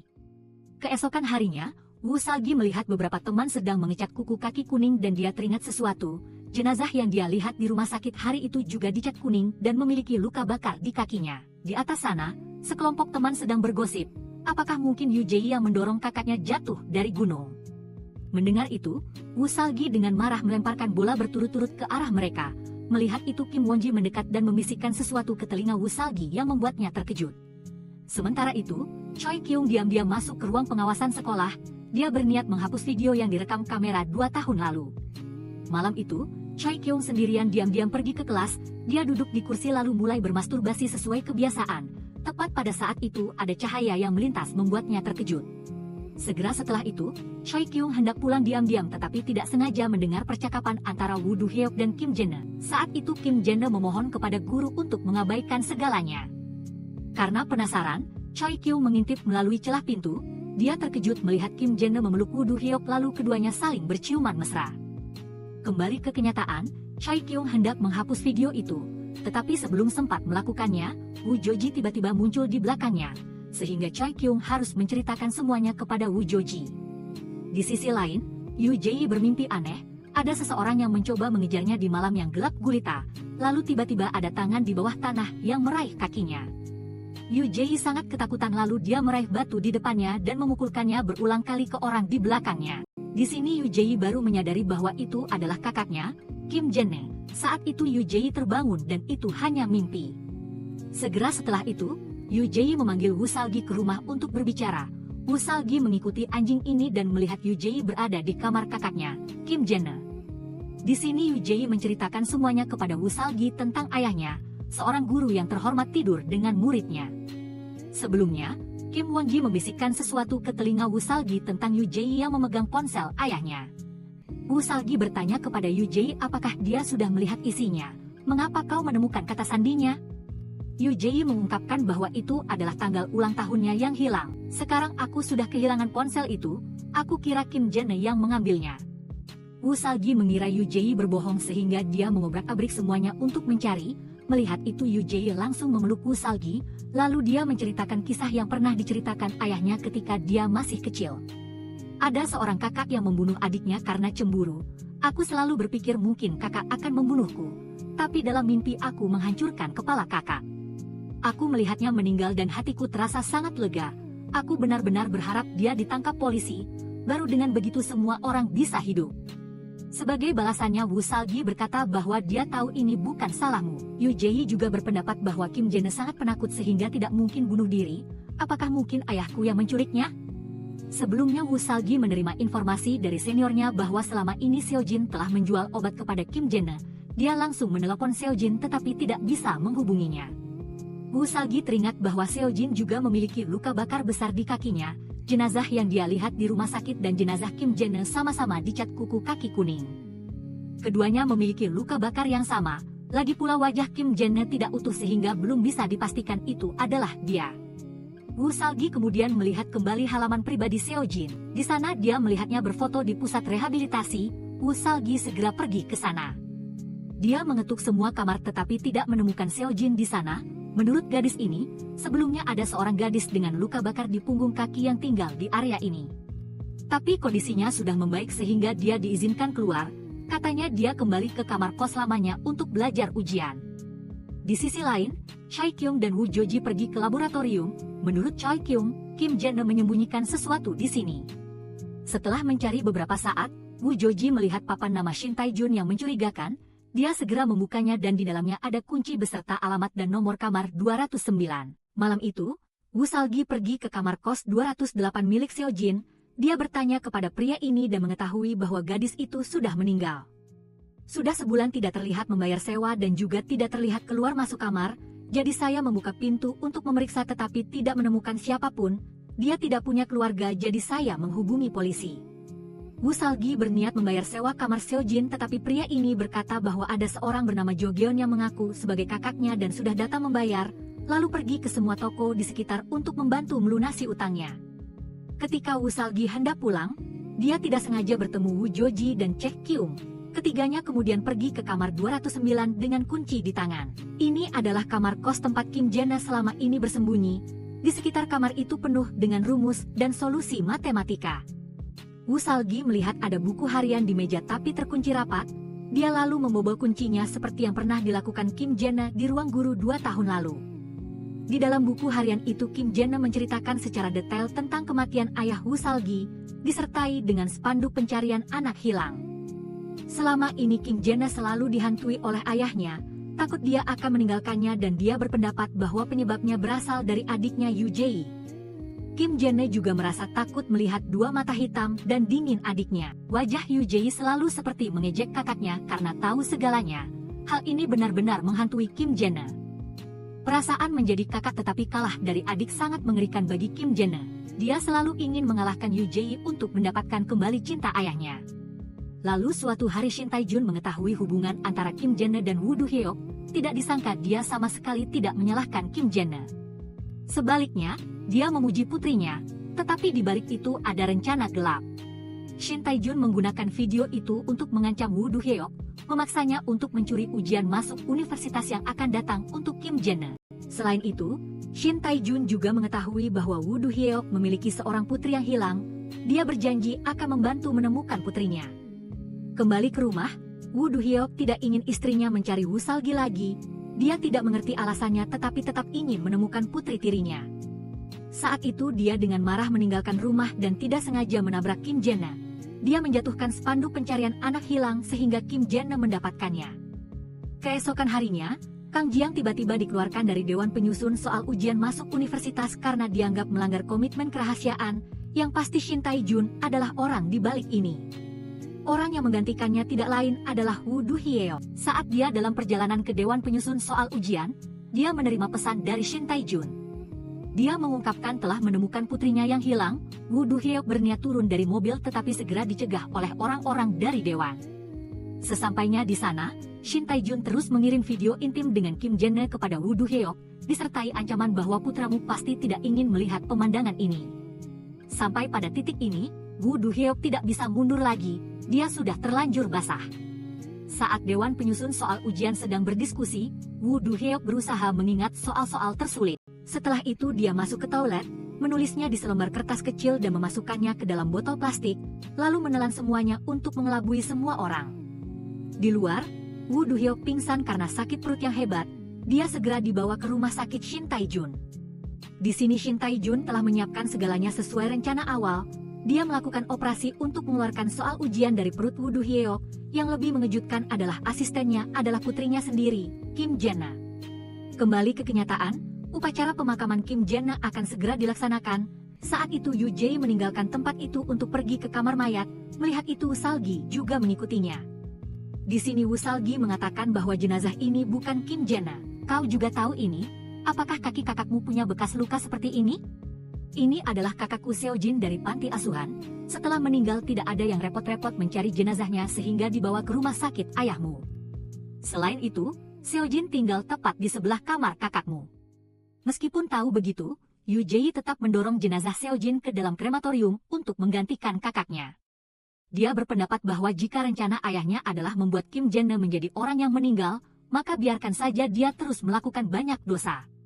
Jika kita merusak upacara pemakaman Kim Jana, ayahku pasti akan membuat rencana lain. Di depan mata kita harus merahasiakan dari ayah bahwa kita sudah tahu kebenarannya. Woo Salgi juga mengungkapkan bahwa dia sudah membaca semua buku harian Kim Jana. Dia menulis sangat detail tentang kematian ayahnya, jadi aku harus menemukan bukti. Mendengar ini, Yoo Jae terpaksa membantu Woo Salgi melakukan ini. Dia menyamarkan Woo Salgi sebagai staf medis dan memberinya kartu akses ke kantor ayahnya. Segera setelah itu, Yoo Jae pergi ke ruang pengawasan rumah sakit untuk mematikan kamera yang merekam Woo Salgi. Pada saat yang sama penjaga masuk dan mengenali Yoo Jae. Dia langsung beralasan bahwa ibuku menyuruh mematikan semua kamera agar VIP tidak terlihat wajahnya. Sampai upacara pemakaman kakaknya selesai. Setelah selesai, Yoo Jae segera kembali ke upacara pemakaman Kim Jana. Di sisi lain, Woo Salgi telah menyusup ke kantor Shin Tae-jun. Di sana dia melihat sebuah remote control. Dia menekannya dan muncul sebuah pintu kaca transparan yang bisa melihat ke bawah. Sampai di sini, Woo Salgi tiba-tiba teringat apa yang ditulis Kim Jana di buku hariannya. Ruangan di bawah itu adalah tempat Kim Jae-na mengerjakan soal-soal yang diambil dari perut Woo Do Hyeok, sedangkan di atas adalah pengawasan Shin Tae-jun. Saat itu Yoo Jae tiba-tiba masuk sehingga Kim Jae-na langsung menyembunyikan soal-soal itu. Yoo Jae menawarkan diri untuk membantu kakaknya mengerjakan tugas, tetapi Kim Jae-na terlihat sangat marah, lalu terus-menerus mengusir adiknya keluar. Melihat ayahnya mengawasi dari atas, Kim Jae-na berkata pada dirinya sendiri bahwa dia tidak boleh menangis, karena ayah tidak akan pernah memberi hadiah kepada anak-anak seperti itu. Segera setelah itu, Woo Sal-gi mengirim pesan bertanya kepada Yoo Jae apakah ada hadiah yang diinginkan Kim Jae-na. Yoo Jae berpendapat bahwa kakaknya sangat mirip ayah sehingga sering memperhatikan hari-hari peringatan, seperti Natal atau ulang tahun. Di rak ini ada banyak piringan musik yang diatur berdasarkan tanggal. Piringan musik ini dicetak dengan gambar röntgen pasien. Dia kemudian menemukan satu hari sebelum ujian masuk universitas tahun lalu, itu juga hari ketika ayahnya meninggal. Woo Sal-gi terkejut ketika di dalamnya ada foto röntgen ayahnya, masih tercetak botol plastik berisi soal-soal ujian. Woo Sal-gi memutar piringan musik ini, lebih menjijikan lagi ketika di dalamnya adalah lagu favorit Kim Jae-na.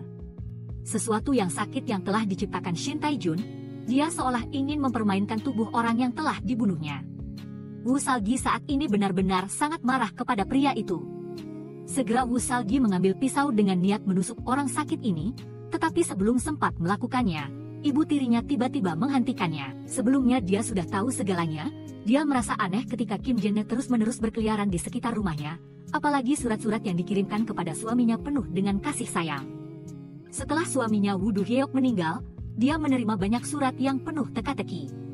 Seseorang yang tidak dikenal mengirim surat dengan isi apakah dia tidak ingin tahu bagaimana suaminya meninggal, atau yang terbaru orang itu mengungkapkan bahwa Kim Jae-na sudah meninggal. Kembali lagi, ibu tiri tidak ingin Woo Sal-gi bertindak impulsif seperti itu, karena dia juga sedang mencari bukti untuk menuntut Shin Tae-jun. Di luar, ibu tiri mengungkapkan kepada Woo Sal-gi bahwa menuduhmu mencuri obat hanya untuk memaksamu berkompromi, tapi bagaimana kau bisa berkompromi dengannya? Pada saat yang sama, Woo Sal-gi melihat senior itu juga ada di sana, dia segera menemuinya untuk berbicara. Woo Sal-gi bertanya apakah dia tahu orang di dalam itu adalah Seo Jin? Aku sudah tahu kau membayar sewa kamar dan utangnya. Dia mengakui datang ke sini untuk mengantar Seo Jin, diantar dengan mobil jenazah yang penuh bunga juga bagus kan? Kau juga harus berpikir positif. Tapi sebenarnya dia datang ke sini karena memiliki kesepakatan dengan Shin Tae-jun, karena dia sudah tahu segalanya di balik layar. Setelah itu, Seul-gi memberikan foto röntgen ayahnya kepada Ibu Choi Kyung, seorang pengacara. Tetapi wanita itu mengatakan itu tetap tidak bisa menjadi bukti. Kamu mungkin berpikir bahwa yang ada di dalamnya adalah soal ujian masuk universitas, tetapi ayahmu tidak meninggal saat dioperasi untuk mengeluarkannya. Mereka akan mengatakan itu adalah kelalaian medis karena tidak memberitahu keluarga tentang kondisi pasien dengan jelas, terlalu banyak bukti untuk menuduh pembunuhan. Ruang operasi tidak memiliki kamera keamanan, jadi harus ada Jene yang bersaksi, sayangnya saksi terakhir sudah tidak ada lagi di dunia ini. Setelah itu, ibu tiri Seul-gi mengeluarkan surat-surat yang dikirim oleh orang misterius. Dia mengatakan bahwa orang ini sudah tahu tentang hubungan Jene dan suamiku sejak awal. Orang ini mungkin berada di ruang operasi atau di area penyusunan soal ujian. Choi Kyung hendak berdiri untuk mengakui bahwa semua itu dikirim olehnya. Tetapi ibunya langsung mencegahnya. Dia mengatakan bahwa meskipun orang yang mengirimnya ditemukan, akan sangat sulit meyakinkan mereka untuk bersaksi di pengadilan. Kembali ke rumah, Choi Kyung tahu betul bahwa ibunya tidak tertarik pada kasus-kasus malpraktik medis yang tidak menghasilkan uang ini, tetapi tetap berusaha tampil sebagai pengacara yang baik. Denganmu juga begitu, ibu selalu tampil sebagai ibu yang baik dan bertanggung jawab. Ibu tidak penasaran mengapa kamu tahu tentang guru Dohuk dan Jena? Hari itu aku pergi ke sekolah untuk masturbasi, karena aku merasa akan lebih sedikit takut jika aku masturbasi di kelas sebelum hari ujian dan kemudian aku tidak sengaja melihat guru Dohuk dan Jena. Aku sangat ingin menceritakan ini kepada orang lain, tetapi aku takut orang akan bertanya mengapa aku berada di sekolah pada jam itu. Aku hanya berharap Jeji gagal total, jika tidak ada dia, aku pasti sudah menjadi yang pertama. Saat bertemu Jene di festival, aku juga mengatakan padanya bahwa aku tahu segalanya. Jika dia tidak mengatakannya, aku akan mengatakannya. Tetapi dia meninggal pada saat ini. Ibu Choi Kyung berpendapat bahwa kematian Jene tidak ada hubungannya denganmu, begitu pula dengan kematian guru Dohuk. Kamu sama sekali tidak akan dibawa ke pengadilan dan sama sekali tidak boleh membuka mulut kepada siapapun. Di sisi ini, Jeji bertemu dengan seniornya. Jeji mengeluarkan USB dari tasnya yang berisi rekaman percakapan Seulgi. Keduanya sedang berdiskusi untuk menggunakan itu untuk bernegosiasi dengan Taejon untuk mendapatkan sedikit uang. Jeji memberikannya kepada seniornya agar dia pergi menemui Taejon. Sesaat kemudian seniornya dan Taejon berada di tempat pertemuan, dia menyerahkan USB kepada Taejon dan meminta untuk menepati janji sebelumnya. Di kejauhan, Seulgi diam-diam mengamati keduanya. Jeji juga tiba-tiba muncul dan langsung menarik Seulgi masuk karena takut ketahuan. Setelah itu Seulgi mengungkapkan kepada Jeji bahwa apa yang dia katakan sebelumnya adalah kebohongan. Sebelumnya dia telah menelepon Jeji dan mengatakan bahwa dia telah menemukan bagian yang robek dari buku harian Jene. Jene telah merekam video di ruang operasi. Kita harus menemukannya sebelum jatuh ke tangan ayahmu. Saat itu Seulgi tahu betul Jeji sedang menguping di belakangnya sehingga dia berbohong seperti itu. Sekarang setelah Taejon terjebak, Seulgi ingin memanfaatkan kelemahan itu. Pada saat yang sama dia sangat ingin Jeji membantunya dalam hal ini. Keesokan harinya keduanya pergi ke kantor Taejon. Seulgi akan berperan sedang mencari video yang direkam Jene. Sementara Jeji akan berdiri di sini untuk merekam Seulgi.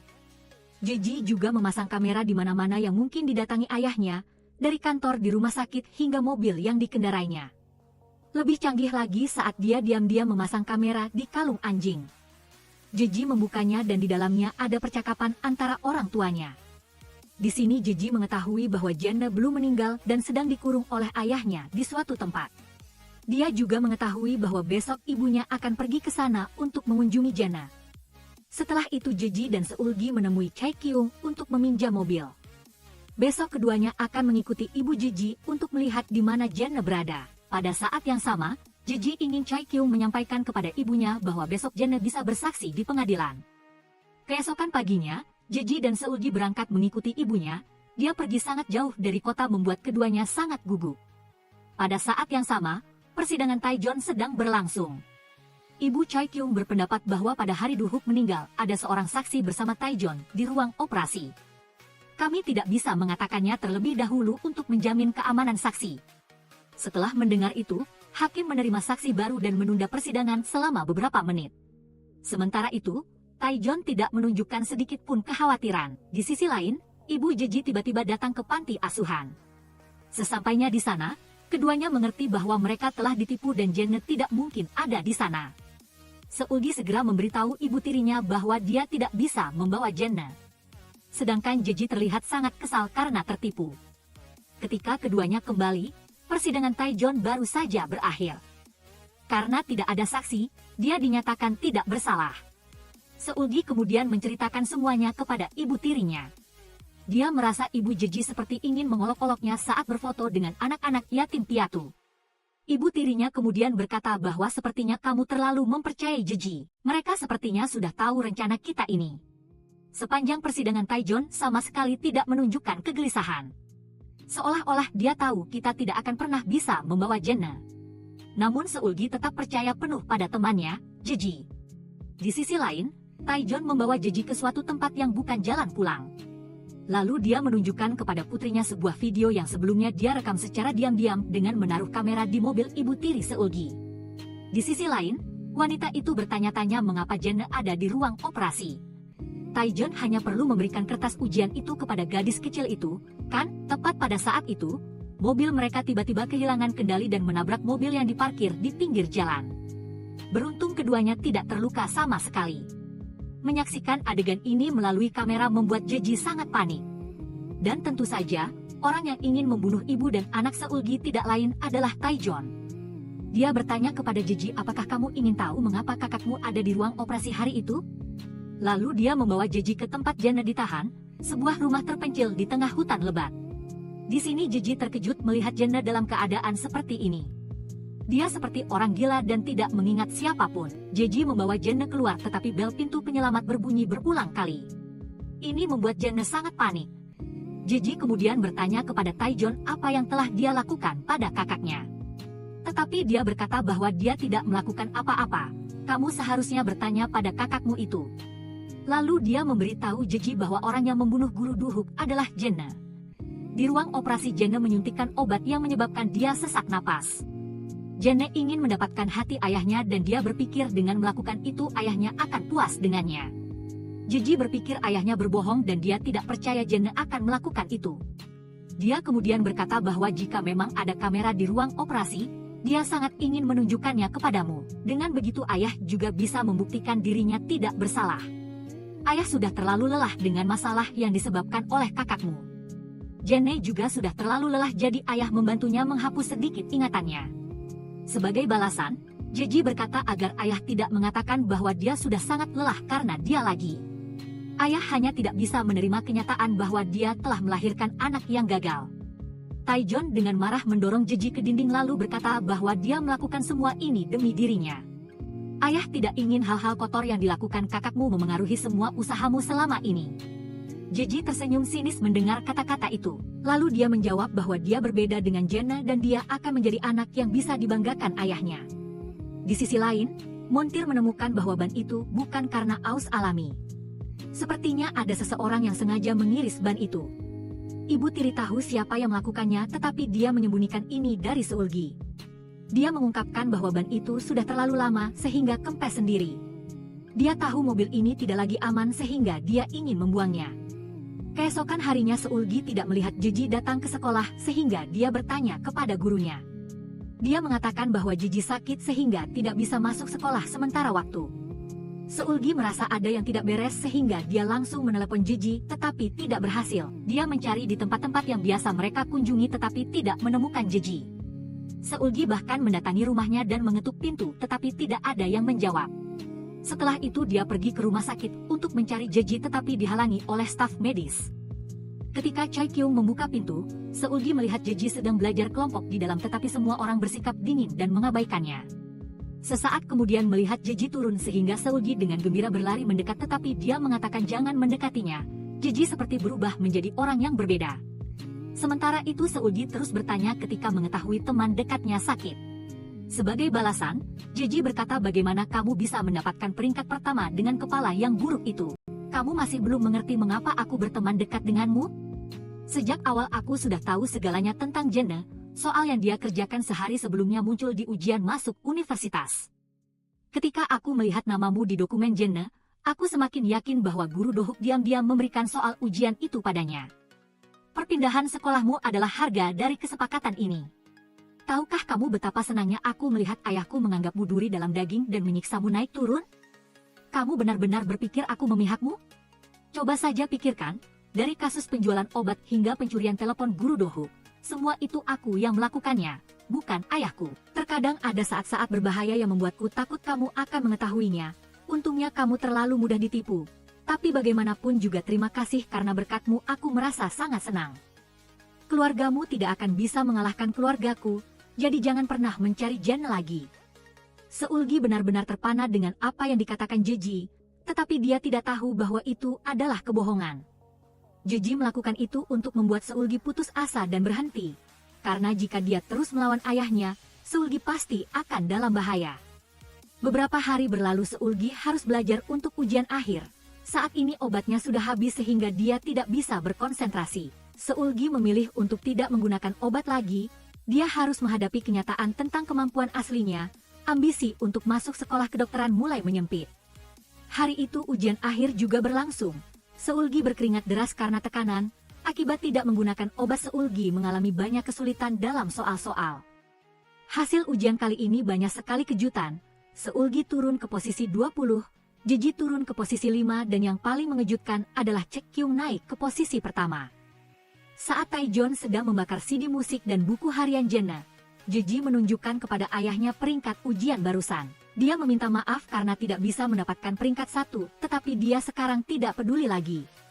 Setelah itu, Jeji tiba-tiba meminta ayahnya untuk mengubahnya menjadi Jenne. Dia ingin ayahnya memberinya kumpulan soal ujian masuk universitas yang sangat sulit. Di sisi lain, Seulgi kembali ke rumah dan melihat ibu tirinya telah membeli mobil baru. Dia merasa curiga karena selama ini ibu tirinya telah menyerah menuntut Taejon. Seulgi dengan kesal masuk ke kamar untuk memeriksa tetapi tidak menemukan kontrak asuransi. Dia berpikir ibu tirinya telah berkompromi dengan Taejon.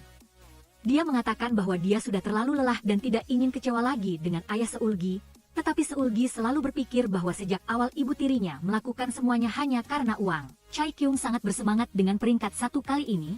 akhirnya dia berhasil mengalahkan Jeji setelah bertahun-tahun menjadi figuran.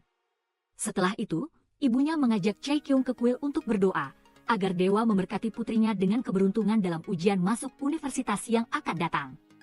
Namun Chae-kyung tidak sesat itu karena di balik hasil yang luar biasa itu ada alasannya. Malam itu, Jeji menemui seniornya untuk membeli ramuan ajaib. Di sana dia menceritakan kepadanya tentang peringkat ujian barusan. Seniornya tidak terlalu terkejut mengetahui Choi Kyung naik ke peringkat 1 karena selama ini dia diam-diam membeli ramuan ajaib darinya. Di sisi lain, Seulgi membawa sebuah batu ke monumen Jenne. Dia tiba-tiba memecahkan lemari kaca untuk mengambil abu. Segera penjaga melihatnya dan menahannya. Sesaat kemudian Taijon tiba di sana, Seulgi menantangnya untuk menuntutnya. Dia tidak ingin masalah lebih lanjut sehingga dia membuat tawaran. Taijon berjanji akan membantu Seulgi mendapatkan soal sulit ujian masuk universitas. Dia ingin menggunakan Seulgi untuk membantu Jeji mencapai ini. Malam itu, Seulgi mencari Jeji setelah beberapa hari dia mencoba menghindarinya. Di sini Seulgi mengungkapkan bahwa ayahmu mengatakan akan memberinya soal yang sangat sulit. Jeji ingin temannya membatalkan tawaran itu tetapi Seulgi ingin tahu alasannya. Jeji tidak mengucapkan sepatah kata pun membuat Seulgi benar-benar kesal. Seulgi tiba-tiba naik ke papan loncat, meskipun tidak bisa berenang dia tetap melompat di tengah kepanikan Jeji. Seketika Jeji langsung turun menyelamatkan temannya, setelah sampai di tepi Jeji harus memberikan pertolongan pertama kepada Seulgi barulah dia sadar kembali. Seulgi tersenyum ketika tahu dia masih penting bagi Jeji. Dia juga tahu Jeji sengaja merusak ujian akhirnya dan meminta soal yang sangat sulit kepada ayahnya, karena dengan begitu Jeji bisa membalas dendam kepada ayahnya. Sebagai balasan, Jeji berkata bahwa kamu tahu betul itu mengapa masih ingin menerima soal sulit. Seulgi berpikir dia tidak bisa tinggal diam saat kamu ingin menghancurkan hidupmu sendiri hanya untuk menangkap ayahmu. Teruslah meremehkanku seperti sebelumnya, teruslah memanfaatkanku untuk mendapatkan soal-soal yang sangat sulit, hanya dengan cara ini kita bisa mendapatkan kumpulan soal dan bukti untuk menuntutnya. Kembali ke rumah Jeji langsung bertanya kepada ayahnya apakah benar dia akan memberikan soal sulit kepada Seulgi. Dia tidak ragu untuk mengungkapkan bahwa dia ingin Seulgi menjadi latar belakang bagi Jeji. Taijon yakin Seulgi akan dengan mudah menerima tawaran itu, karena siapapun ingin masuk universitas untuk mendapatkan kesempatan mengubah hidup. Jeji ingin ayahnya menyusun rencana konkret dan mengumpulkan semua bukti. Jika kasus pencurian soal ujian terbongkar, Seulgi akan menjadi satu-satunya yang harus menanggung kejahatan. Keesokan harinya, Seulgi menemui Taijon karena dia telah menerima tawaran itu. Dia memberinya berkas investigasi tentang seorang guru di sekolah, orang yang memiliki kursi di Dewan Penyusun soal ujian masuk universitas.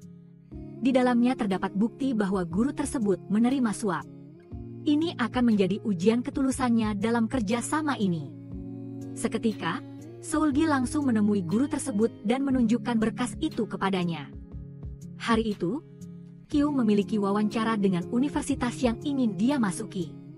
Saat ini, Kyung sangat tegang dan gugup, jadi, pemeran utama wanita kita harus pergi ke toilet untuk menyelesaikannya. Erangan yang terlalu keras membuat orang-orang di luar juga mendengarnya dan tertawa. Setelah selesai, pemeran utama wanita bergegas ke kamar. Pakaiannya yang acak-acakan membuat pengawas tercengang. Keesokan harinya, Seulgi membagikan formulir pendaftaran ujian masuk universitas kepada teman-teman sekelasnya. Saat itu, Jeji sudah keluar jadi Seulgi mengantarkannya ke meja. Di sana, dia terkejut melihat catatan Jeji bahwa ada 92 hari lagi, padahal ujian masuk universitas hanya tersisa 70 hari. Hal ini benar-benar membuatnya penasaran. Sementara itu, Kyung menerima hasil wawancara dan dia tidak lolos. Pemeran utama wanita tidak mengerti mengapa dia tidak bisa lulus meskipun menggunakan obat sambil belajar. Dia bertanya-tanya apakah obat dari seniornya itu palsu. Di sisi lain, Jeji menerima pesan-pesanan obat ajaib dari seseorang. Karena terlalu penasaran, setelah tiba di lokasi transaksi, Jeji diam-diam melihat siapa orang itu. Sesaat kemudian Choi Kyung datang untuk mengambilnya dan tertangkap basah oleh Jeji. Jeji merampas obat ajaib itu membuat Choi Kyung sangat kesal. Pemeran utama wanita langsung memaki-maki bahwa dia adalah wanita bar. Baru-baru ini, foto Jeji yang diambil di bar juga beredar di media sosial. Jeji mendidih dan bertanya kepada Choi Kyung apakah dia yang mengunggahnya. Pemeran utama wanita mengatakan bahwa dia tidak hidup dengan membongkar rahasia orang lain sepertimu. Jeji menyarankan agar pemeran utama wanita tidak berpikir untuk mengalahkan Jeji lagi. Jika kamu ingin tenang belajar diam-diam, sebaiknya tutup mulut. Pada saat yang sama, Seulgi juga hadir dan ingin tahu rahasia apa yang sedang mereka bicarakan. Namun tidak ada yang mengungkapkan apapun. Kembali ke kelas, Seulgi melihat banyak bulu anjing di kaki Choi Kyung. Karena penasaran, malam itu dia langsung pergi ke rumah Choi Kyung. Di sana, Seulgi terkejut melihat anjing Jeji ada di rumah Choi Kyung. Dia bertanya dan Choi Kyung mengungkapkan bahwa Jeji berjanji akan mengajarinya secara rahasia dengan syarat dia mengadopsi anjingnya. Menyusun kembali semua hal aneh Jeji belakangan ini membuat Seulgi merasa ada sesuatu yang tidak biasa. Dia langsung berlari ke kolam renang tempat Jeji biasa pergi. Di sana, Seulgi melihat Jeji berdiri di papan loncat. Dia mengira Jeji akan melakukan hal bodoh tetapi tidak. Jeji perlahan-lahan turun diiringi napas lega Seulgi. Karena tahu ayahnya selalu mengawasinya, Jeji tidak mengucapkan sepatah kata pun kepada Seulgi. Dia menulis di kaca bahwa mereka harus beralih ke rencana B. Sebelumnya, Jeji merasa ayahnya sedang merencanakan sesuatu yang lain. Ini sama sekali tidak sesederhana kasus pencurian soal ujian tahun lalu. Selain guru yang disuap, dia juga mengirim seorang staf medis. Setelah mengetahui bahwa rencana A sulit berhasil, Jeji meminta Seulgi mundur. Dia ingin melakukan sisanya sendiri. Alasan Jeji mengirim anjingnya ke Choi Kyung adalah karena dia tahu ayahnya telah memasang kamera pengawas di kalungnya. Bagian catatan 92 hari adalah hari hasil rencana ini akan keluar. Jeji tidak membutuhkan soal-soal sulit itu dan bisa dengan mudah lulus universitas berdasarkan kemampuannya. Namun, soal-soal itu adalah kunci baginya untuk menuntut ayahnya. Jeji juga mengungkapkan bahwa obat yang dia berikan kepada Seulgi sebelumnya hanyalah vitamin. Mendengar ini, Seulgi tersenyum bahagia. Hari itu Seulgi tiba-tiba bertemu dengan seniornya. Dia tahu betul bahwa dialah yang menusuk ban mobil ibu tirinya.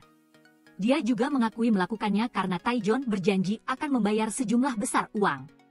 Di sini Seulgi mengajukan tawaran bisnis yang akan membantunya mendapatkan banyak uang, yaitu menjual soal ujian masuk universitas kepada orang tua yang kaya raya.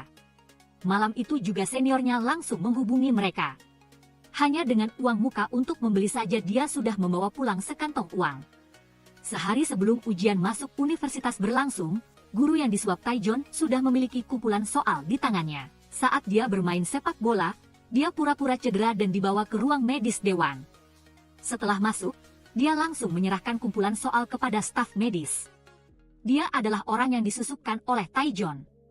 Berdasarkan perintah Taejon, dia mengubah rencana tanpa sepengetahuan guru itu. Dia membuat luka sungguhan di kaki guru itu dan meminta orang dewan menelepon rumah sakit untuk membawa obat pereda nyeri. Sesaat kemudian Taejon langsung membawa obat pereda nyeri ke dewan. Staf medis itu langsung memasukkan kumpulan soal yang sudah dicuri ke dalam sakunya. Dalam perjalanan pulang Taejon meminta sopir untuk melaju lebih cepat. Sungguh mengejutkan bahwa orang yang duduk di dalam mobil adalah senior dan Seulgi karena sebelumnya mereka berdua telah mencuri mobil ini. Setelah membawa Taejon ke daerah terpencil, senior meminta dia keluar dari mobil. Pada saat yang sama, Jeji tiba-tiba muncul di sana. Senior kemudian menyuruh Seulgi mengambil ujian dari saku Taejon. Di sisi lain, Jeji terus menyuruh Seulgi memberinya ujian itu. Setelah beberapa saat berpikir, Seulgi tiba-tiba menelan semuanya. Jeji perlahan mendekat, meminta maaf, lalu membius Seulgi. Seketika Seulgi dibawa ke rumah sakit Taejon, tetapi dia tidak mau mengoperasi untuk mengeluarkannya. Pada titik ini Jeji terpaksa mengoperasi sendiri untuk mengambil soal ujian. Sesaat kemudian dia berhasil mengeluarkannya. Jeji belum sempat selesai membaca ketika senior itu langsung merebutnya. Di luar ada banyak orang tua yang menunggu untuk mengambil kumpulan soal untuk anak-anak mereka. Di sini juga ada kehadiran Choi Kyung dan Wonji. Di dalam, Taejon baru sekarang memberikan soal ujian yang asli kepada Jeji. Apa yang baru saja diambil senior hanyalah palsu. Dia sudah tahu segalanya sebelumnya sehingga dia sudah mempersiapkan sejauh ini. Keesokan harinya ujian masuk universitas diadakan. Wonji dan Choi Kyung tampak terkejut karena kumpulan soal yang mereka berdua beli sama sekali berbeda dengan soal ujian. Sementara itu, Jeji tidak membutuhkan kumpulan soal itu dan tetap bisa mengerjakan ujian dengan baik. Di sisi lain, Seulgi sudah sadar kembali di rumah sakit. Saat ini ujian masuk universitas sudah berakhir dan dia melewatkannya. 3 minggu berlalu, hasil ujian masuk universitas sudah keluar.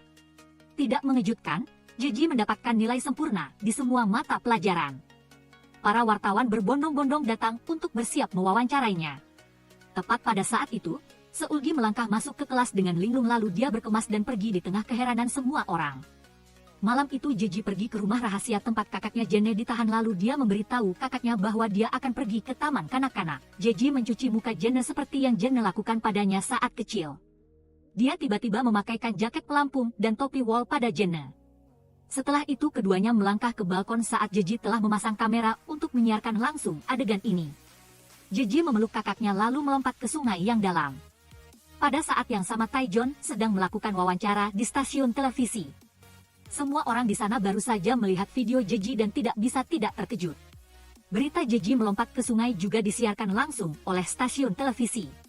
Sepanjang malam itu tim penyelamat langsung turun tangan untuk mencari korban.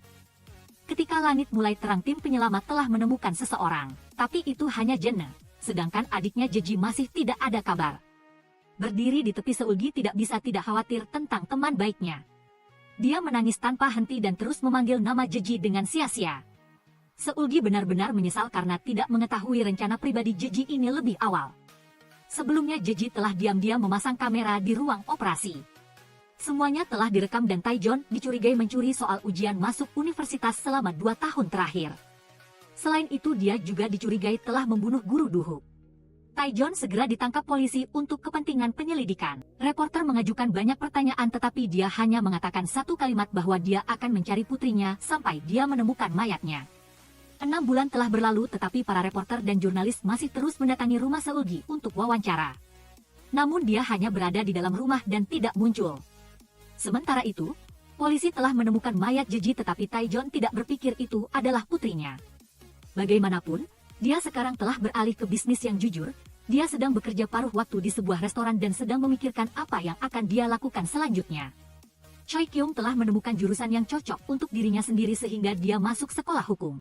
Dia terlalu fokus pada studinya sehingga dia belum ingin berkencan dengan siapapun, meskipun sebelumnya dia adalah seorang pembuat onar profesional. Taejon dibebaskan setelah polisi tidak memiliki cukup bukti untuk menuntutnya. Setiap hari dia berdiri di depan rumah ibu dan anak Seulgi, baik hujan maupun panas. Dia benar-benar ingin bertemu Seulgi dan ingin tahu apakah Jeji masih hidup. 6 bulan lagi berlalu, Seulgi masih rajin belajar untuk ujian masuk universitas yang akan datang. Pada saat yang sama dia terus mengingat temannya Jeji. Sehari sebelum ujian masuk universitas, Seulgi mendengar bel pintu berbunyi.